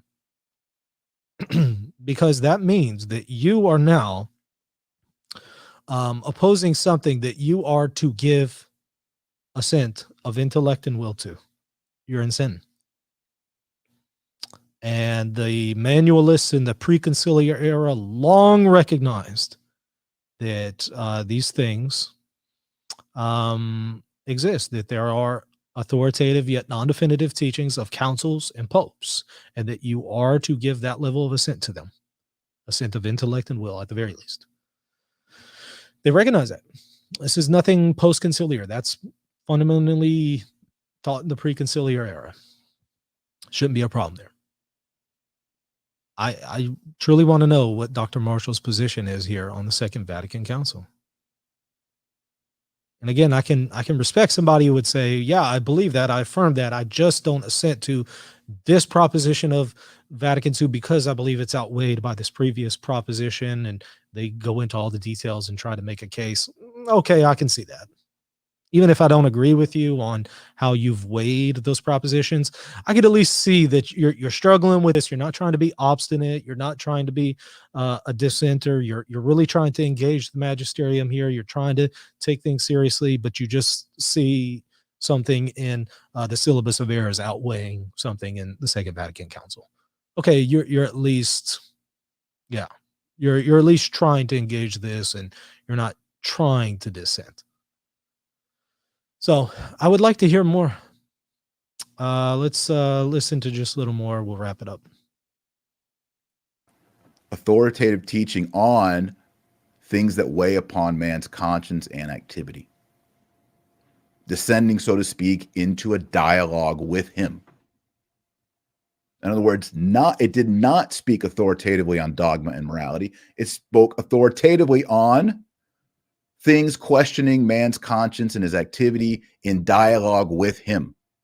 And then it goes on to talk about pastoral charity, using simple, up-to-date conversational style, etc. That's what it attempted to do. So my third question for Pope Francis would be, if you say the council is the magisterium, how come your predecessor, Paul VI, said explicitly that it did not wish to issue extraordinary dogmatic pronouncements? How can it be the magisterium if it purposely did not do magisterial activity? That's my third question on all. If it purposely did not do magisterial activity. Let's listen to that one more time.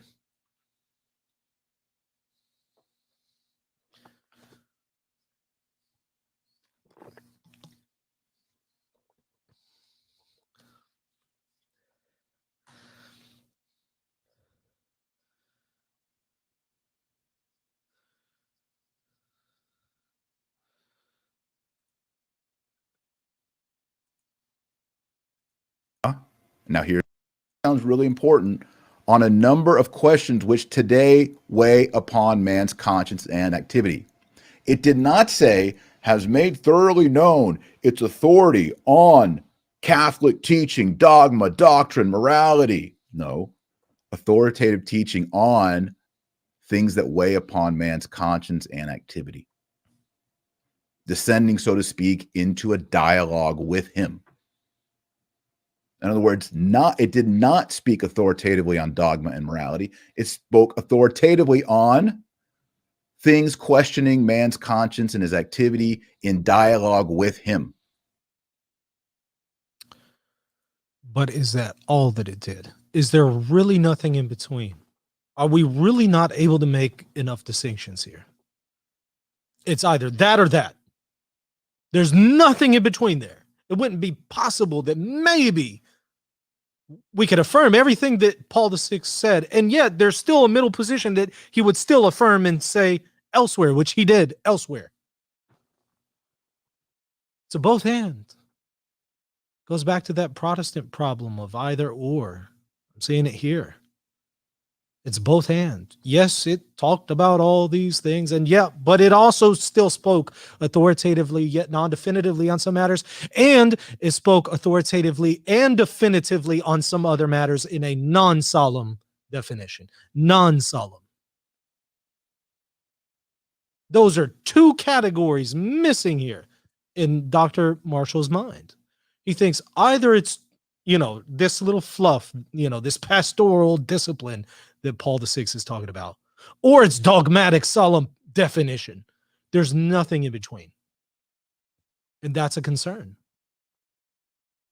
That is a huge concern of mine because of the comment he makes next, because it shows me that he really isn't aware of that difference, that distinction. At least he might be aware of it theoretically, but he doesn't think it applies to the Second Vatican Council. And that's a problem because elsewhere, Paul VI affirms that there is an ordinary teaching, that there are ordinary teachings in the Magisterium of the Second Vatican Council. And also, generally, theologians recognize the Second Vatican Council settled the issue definitively on the matter of the episcopate and the sacramentality of the episcopate. It settled that matter definitively. It's not open for grabs. It's definitive. Yes, it was a non-solemn definition, but it was a whole lot more solemn in its language than some of the other things it taught. But yeah, we would still say it's not a solemn dogmatic definition, as Paul VI noted. Of course, that doesn't mean there isn't another category of non-solemn definitions, things that are definitive, that might not pertain to dogma, but might pertain to something like Catholic doctrine. All right, let's listen to the last bit that he says there, because it's going to confirm what I just said, my fears here, my concerns here. And then it goes on to talk about pastoral charity, using simple, up-to-date conversational style, etc. That's what it attempted to do. So my third... But that's not all it attempted to do, and that's not what Paul VI was saying. He wasn't saying all it attempted to do. Did he say that? No. No, he didn't say that. And elsewhere, he would indicate otherwise. And even if he failed to indicate that otherwise, plenty of others would have noted that for you. Right? As if somehow Paul VI is the end-all and be-all on how to properly interpret the levels of magisterial teachings in the Second Vatican Council, as if he has the final word on just every aspect about it. I mean, clearly there are others that we're going to engage as well. Other popes and other people who are not popes, but experts and theologians and so on and so forth. Third question for Pope Francis would be, if you say the council is the magisterium, how come your predecessor, Paul VI, said explicitly that it did not wish to issue extraordinary dogmatic pronouncements? How can it be the magisterium if it purposely did not do magisterial activity?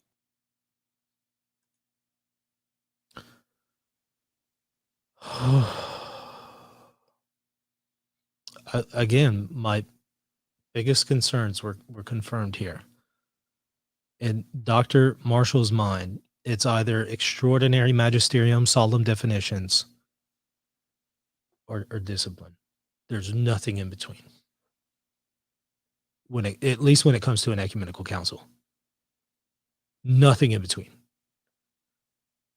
It didn't do what the magisterium does. I have to hear that again. Let's rewind that clip one more time. That's what it attempted to do. So my third question for Pope Francis would be, if you say the council is the magisterium, how come your predecessor, Paul VI, said explicitly that it did not wish to issue extraordinary dogmatic pronouncements? How can it be the magisterium if it purposely did not do magisterial activity? It did not do magisterial activity. Okay. So unless it issues a solemn definition, it doesn't do magisterial activity. What is the ordinary magisterium? And what are non-definitive teachings? And can an ecumenical council teach authoritatively yet non-definitively? Obviously, the answer is yes, right? We can walk through the proofs that an ecumenical council teaches authoritatively and yet can also teach still non-definitively. We can walk through that if we have to, but I didn't know we actually had to walk through that. That should be a given. It did do magisterial activity. It did make magisterial propositions. What do you think Dignitatis Humanae is doing? What do you think Lumen Gentium is doing? Is that all disciplinary? Of course not. Of course it's not. Paragraphs 14 through 16 of Lumen Gentium, that's not just disciplinary, that's doctrinal. What do you call that? You can't call it just discipline. You can't call it an extraordinary, solemn, dogmatic definition. Yeah, we all recognize that. So we know those two don't fit. What do you call this middle space? Well, what you call that middle space is non-definitive yet authoritative teachings. Some of them. And then some in Vatican II are actually definitive propositions, but they are not solemnly defined. They are non-solemn definitions, probably on Catholic doctrine, if you want to use that term, not necessarily on dogma, on Catholic doctrine, but they're still definitive. There is all this middle space.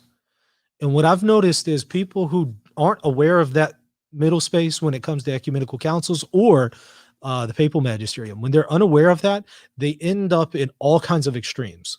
They end up in extremes. They end up in orthodoxy. They end up in sedevacantism. They end up in Protestantism. They end up in atheism. They end up in all of these different extremes because they're unaware that there's this middle category here, that it's not an either or. Either I accept all Muslims go to heaven, or, as if that's really even what Lumen Gentium was teaching anyway.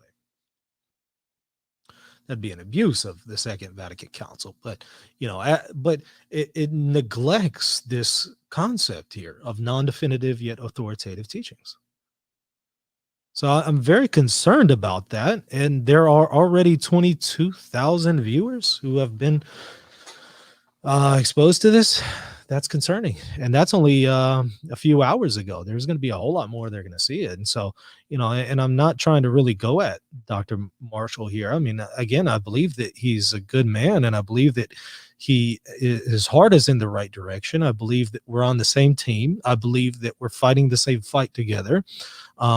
So I'm not taking away from any of that, but I am very concerned with what he just said, because that view, that idea is, I know the consequences of it. I know where it logically leads to. It logically leads to sedevacantism and orthodoxy. If you carry it to its logical conclusion, if you think that it's either an extraordinary, solemn definition or it's disciplinary, go listen to Jay Dyer. He has the same problem. Every time he criticizes Vatican II, it's because he has this exact same mentality.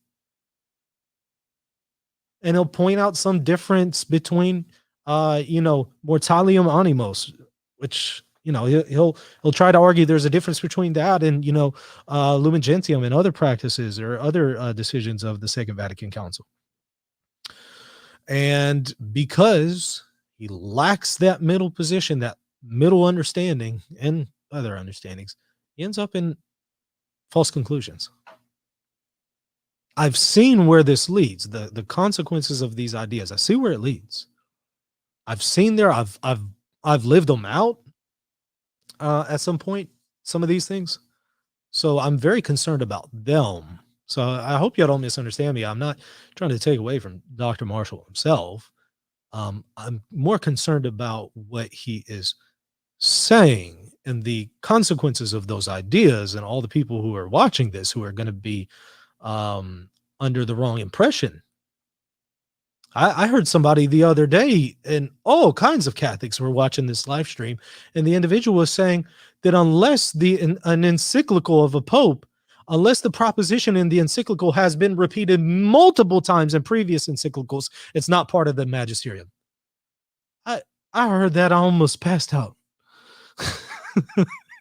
Just these arbitrary rules that nobody has ever believed, that is entirely flatly false and is just not aware of just basic issues when it comes to the magisterium being told to people that don't know better. The average person, when they watch some of this stuff, they don't know better. They're going to hear this and they're going to think, well, that's the way it is.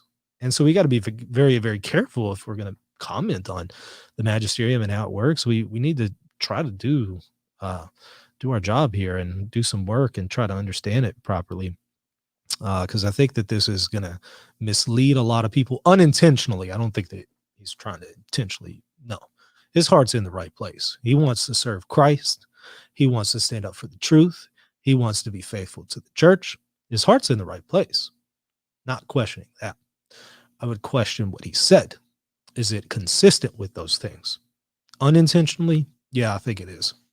I think so. Because if you believe that you don't owe assent of intellect and will to the magisterial propositions of the Second Vatican Council, and that was the suspicion that I've had for quite a while here, and it's being confirmed. If you believe that, you cannot consistently and objectively be an Orthodox Catholic. Now, you might be mistaken, so I'm not judging any kind of culpability there. I'm just saying objectively, you can't maintain that position and be an Orthodox Catholic, objectively speaking. You might have some diminished culpability. I'm talking objectively. You can't objectively maintain that position because you would have to end up in some kind of error where you would have to affirm a position that says ecumenical councils, unless they teach a solemn dogmatic definition that it's just merely disciplinary, that's going to end up in a major problem. Or unless it teaches with a solemn dogmatic definition, I don't owe any assent to it, that's also going to equally end up in very serious problems. Very serious problems. And I think consistently, if you're going to be consistent, if you carry it to its logical conclusion, you'll go either sedevacantists or you'll go Orthodox.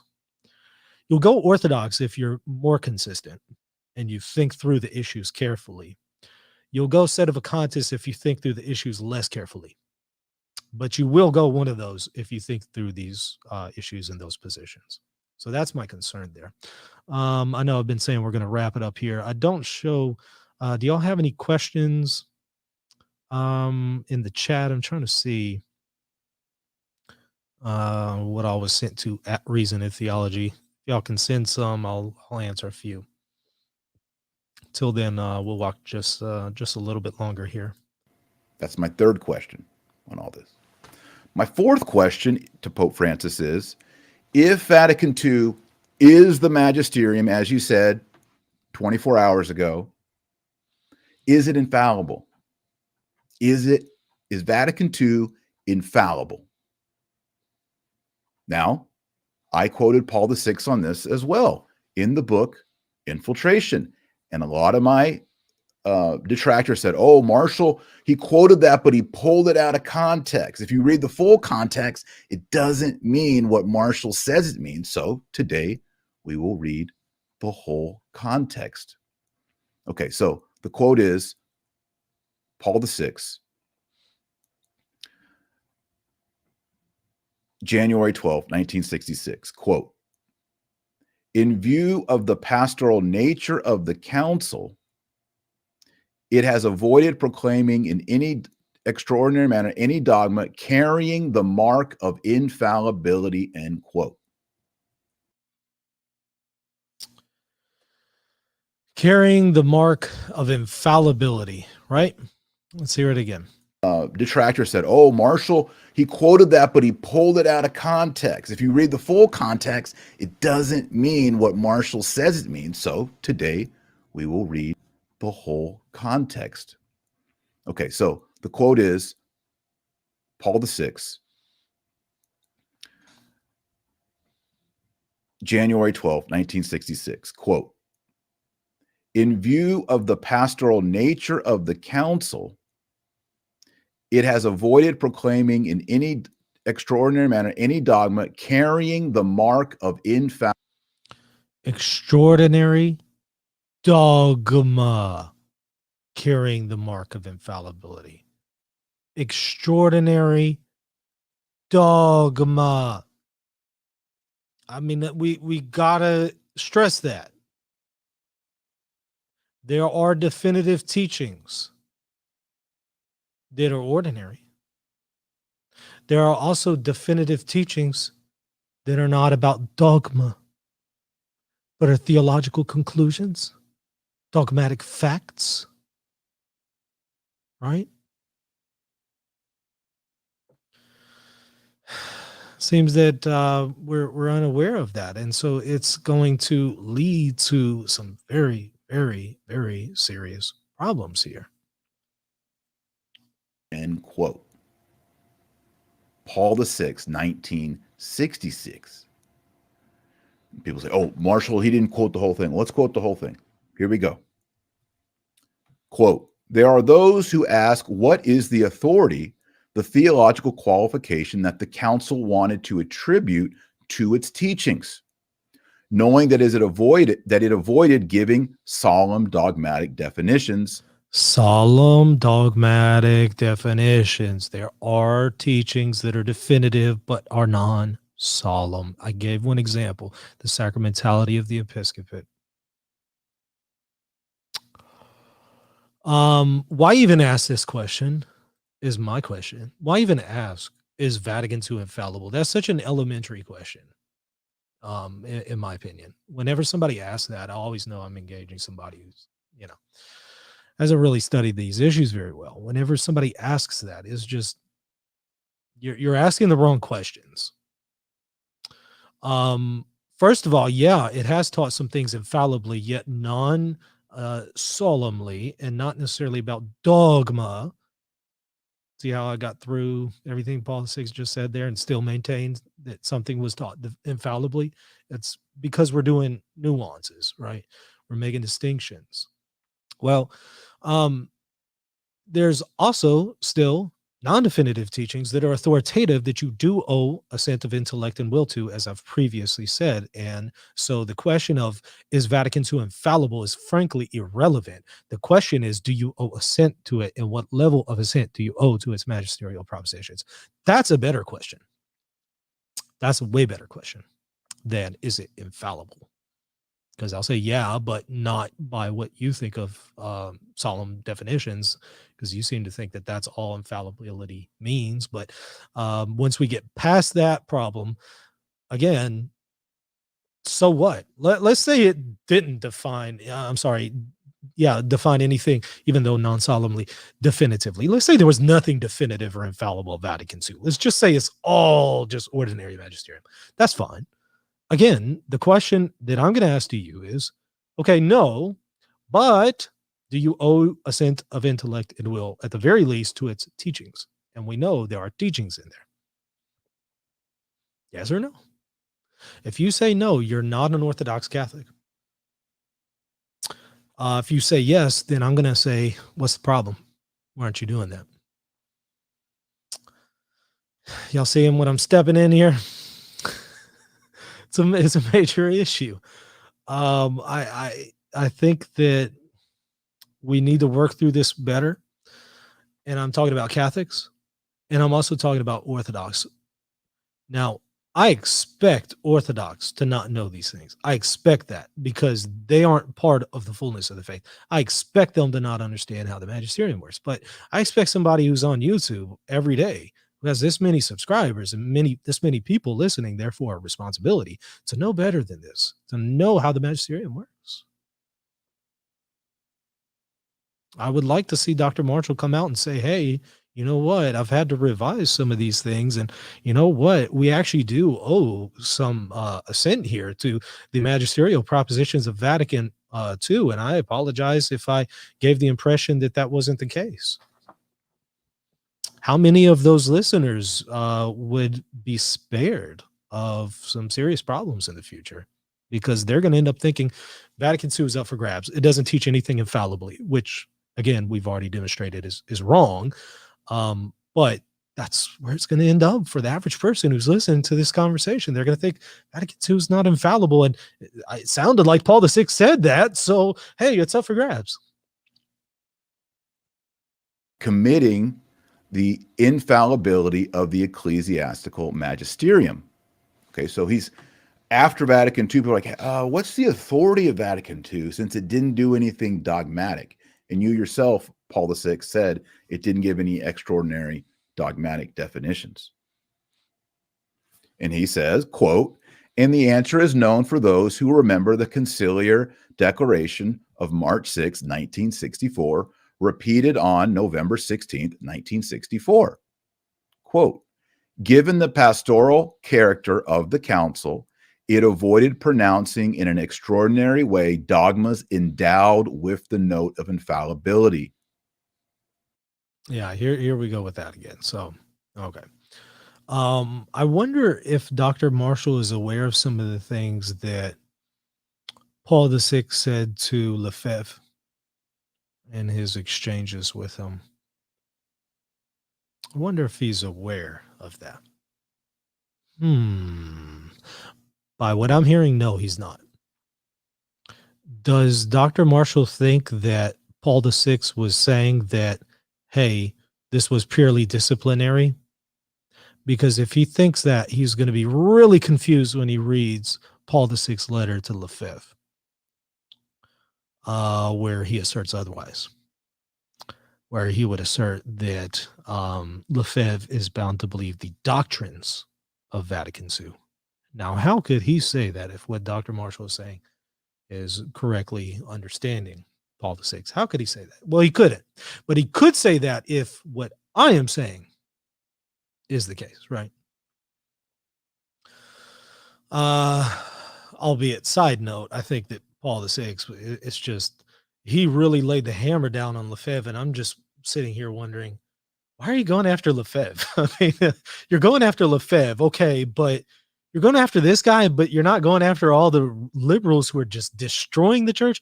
Whatever problems Lefebvre had, and you might argue he had some serious problems, whatever problems he had, let the worst of them be true. He's not nearly as bad as all those liberals who are wrecking the church under Paul VI's pontificate. Why is he writing this letter to him, but without that same force and same energy and same authority, writing the same to other really liberal bishops? That was kind of my question. What's going on here? Why come down on Lefebvre that hard, but not on others? Let's be consistent. But anyways, I recommend that y'all read it because it's going to back up what I'm saying in Paul VI's mind. He does still see that middle position of Vatican II, even though I might not agree with everything in the way he understood Vatican II, which I'm not bound to. It's simply a letter. But it at least does show that Paul VI still believed in his mind he could say all of this about disciplinary aspects and still believe that Vatican II had authoritative and at least non-definitive teachings.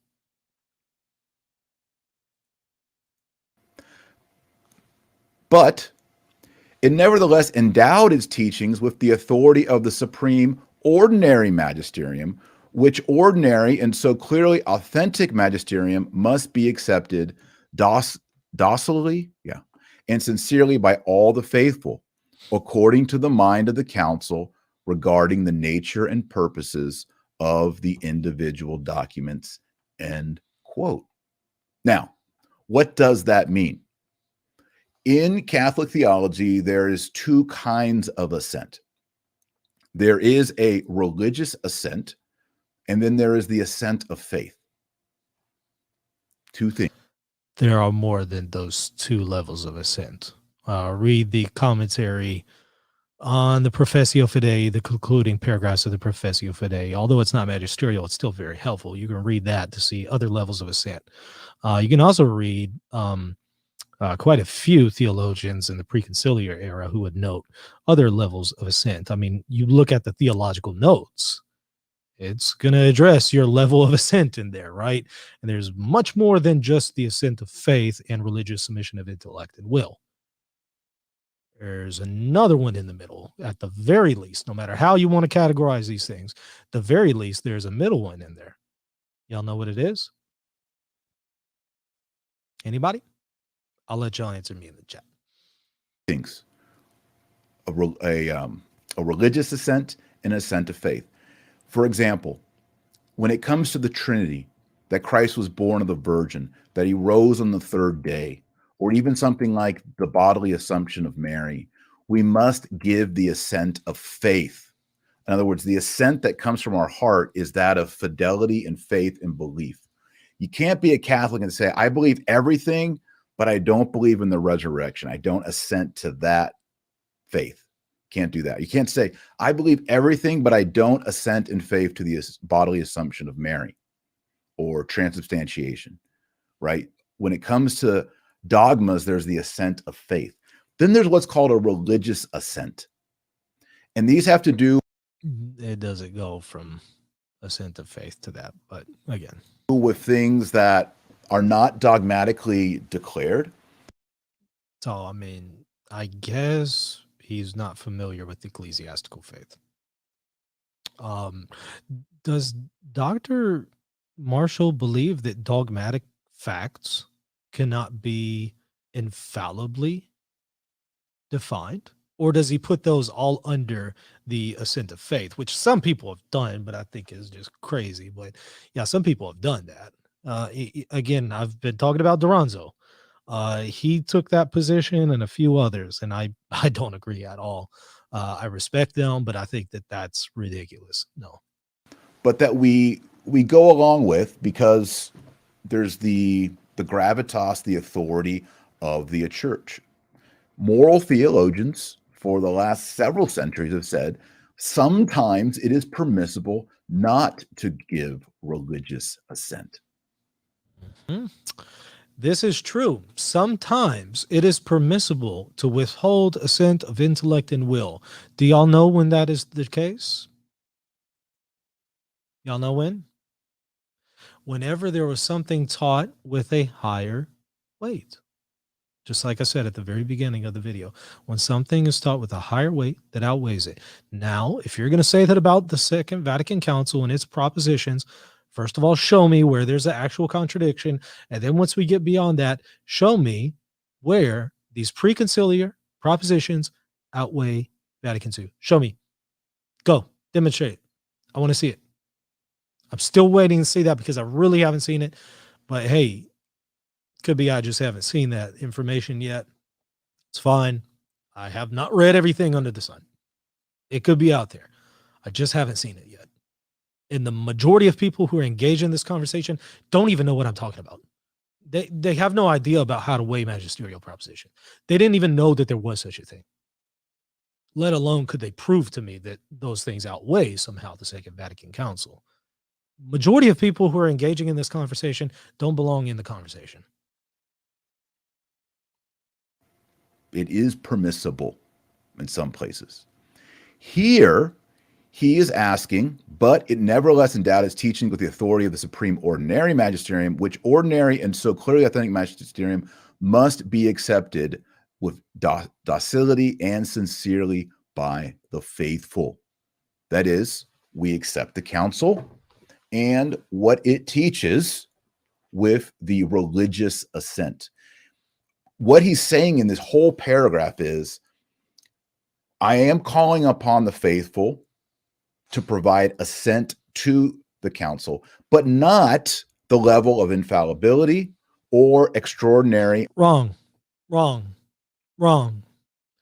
Again, there are non-solemn definitive teachings that are infallible. Everything that's definitive is infallible. So those would require a higher assent than assent of intellect and will. That's factually incorrect. That's because Dr. Marshall isn't aware of these issues or these terms. So that's 100% false. Dogma, like the Trinity, like transubstantiation, like the resurrection of Christ, like the Immaculate Conception and the Assumption of Mary. That's what's being said here. And he's explicitly stating that the documents do not have the note of infallibility. When a pope, the note of infallibility by an extraordinary, solemn definition, he said that. He didn't say it doesn't have the note of infallibility without qualification. He said it doesn't have the note of infallibility with a solemn, extraordinary definition on dogma. There's about 4 qualifications that I heard in there. But if you're not familiar with these terms, you just read over that thinking, oh, well, yeah, it doesn't mean anything. I just heard the word infallible. That's all I heard. says that, he is granting the possibility of fallibility. Of course, we all recognize, Dr. Marshall. Everybody here recognizes that some things, in fact, the majority of what Vatican II teaches is non-definitive. We all recognize that. It's not a problem. The question is, are we permitted to withhold assent of intellect and will from these non-definitive yet authoritative teachings? If you say yes, I'm going to ask you, upon what basis? And you're going to have to say, well, because this previous teaching outweighs it. And I'm going to say, okay, all right, demonstrate that. What are the indicators there in these previous teachings? Go ahead and weigh them for me. What are the indicators there that outweigh an ecumenical council? Because that's pretty high in the chain of things, right? An ecumenical council, all things are considered, is higher than an encyclical, right? All things equal, an ecumenical council is higher than an encyclical. So you might say, well, 4 popes confirmed this in an encyclical. Does that outweigh an ecumenical council? Nope. Non-definitive papal teachings in an encyclical by 4 popes does not outweigh an ecumenical council. Solemnly ratified by a pope and received for how many years now? 60 years. With the majority of bishops participating in this thing? No.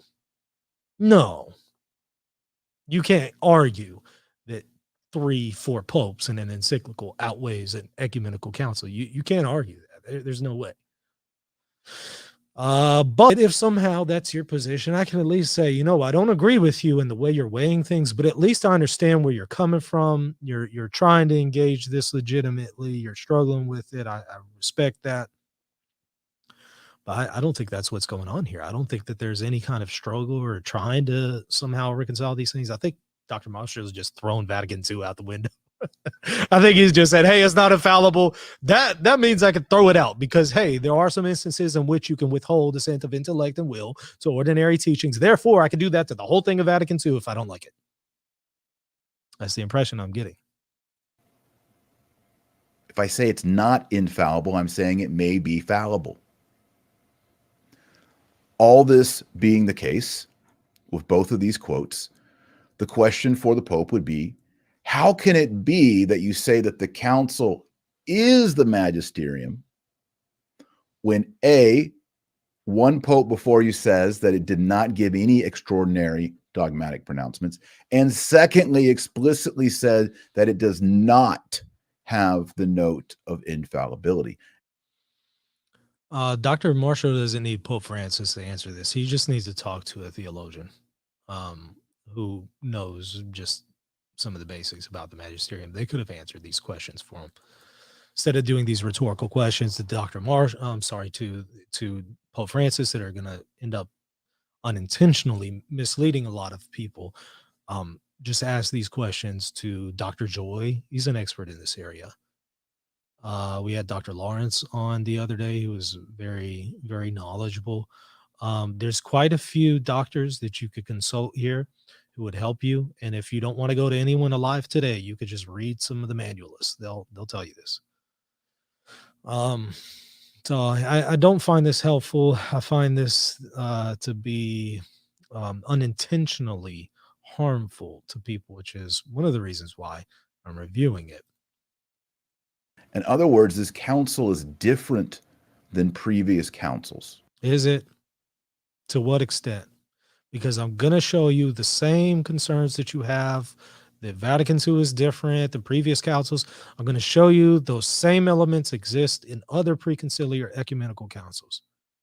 This only works for those who are not very familiar with church history, those who haven't really read much of the ecumenical councils. This only flies with them. This isn't going to work in a serious conversation with people who have really studied the preconciliar era in church history. They're going to point this out.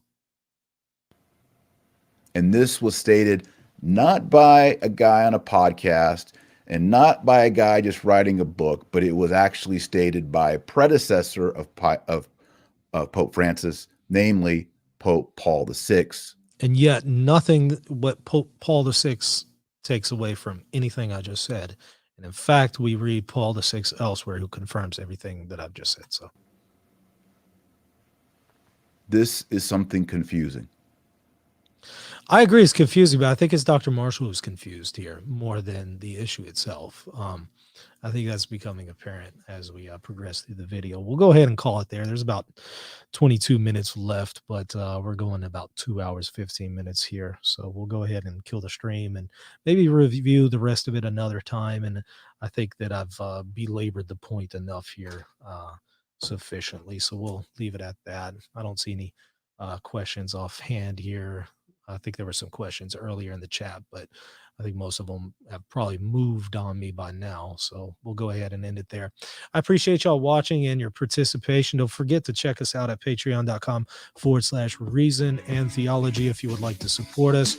And then also don't forget to like, comment, subscribe, all that good stuff. Also check us out, reasonandtheology.com. Go to the St. Maximus the Confessor Institute if you would like to see some new lectures there that are available for free. Till next time. God bless.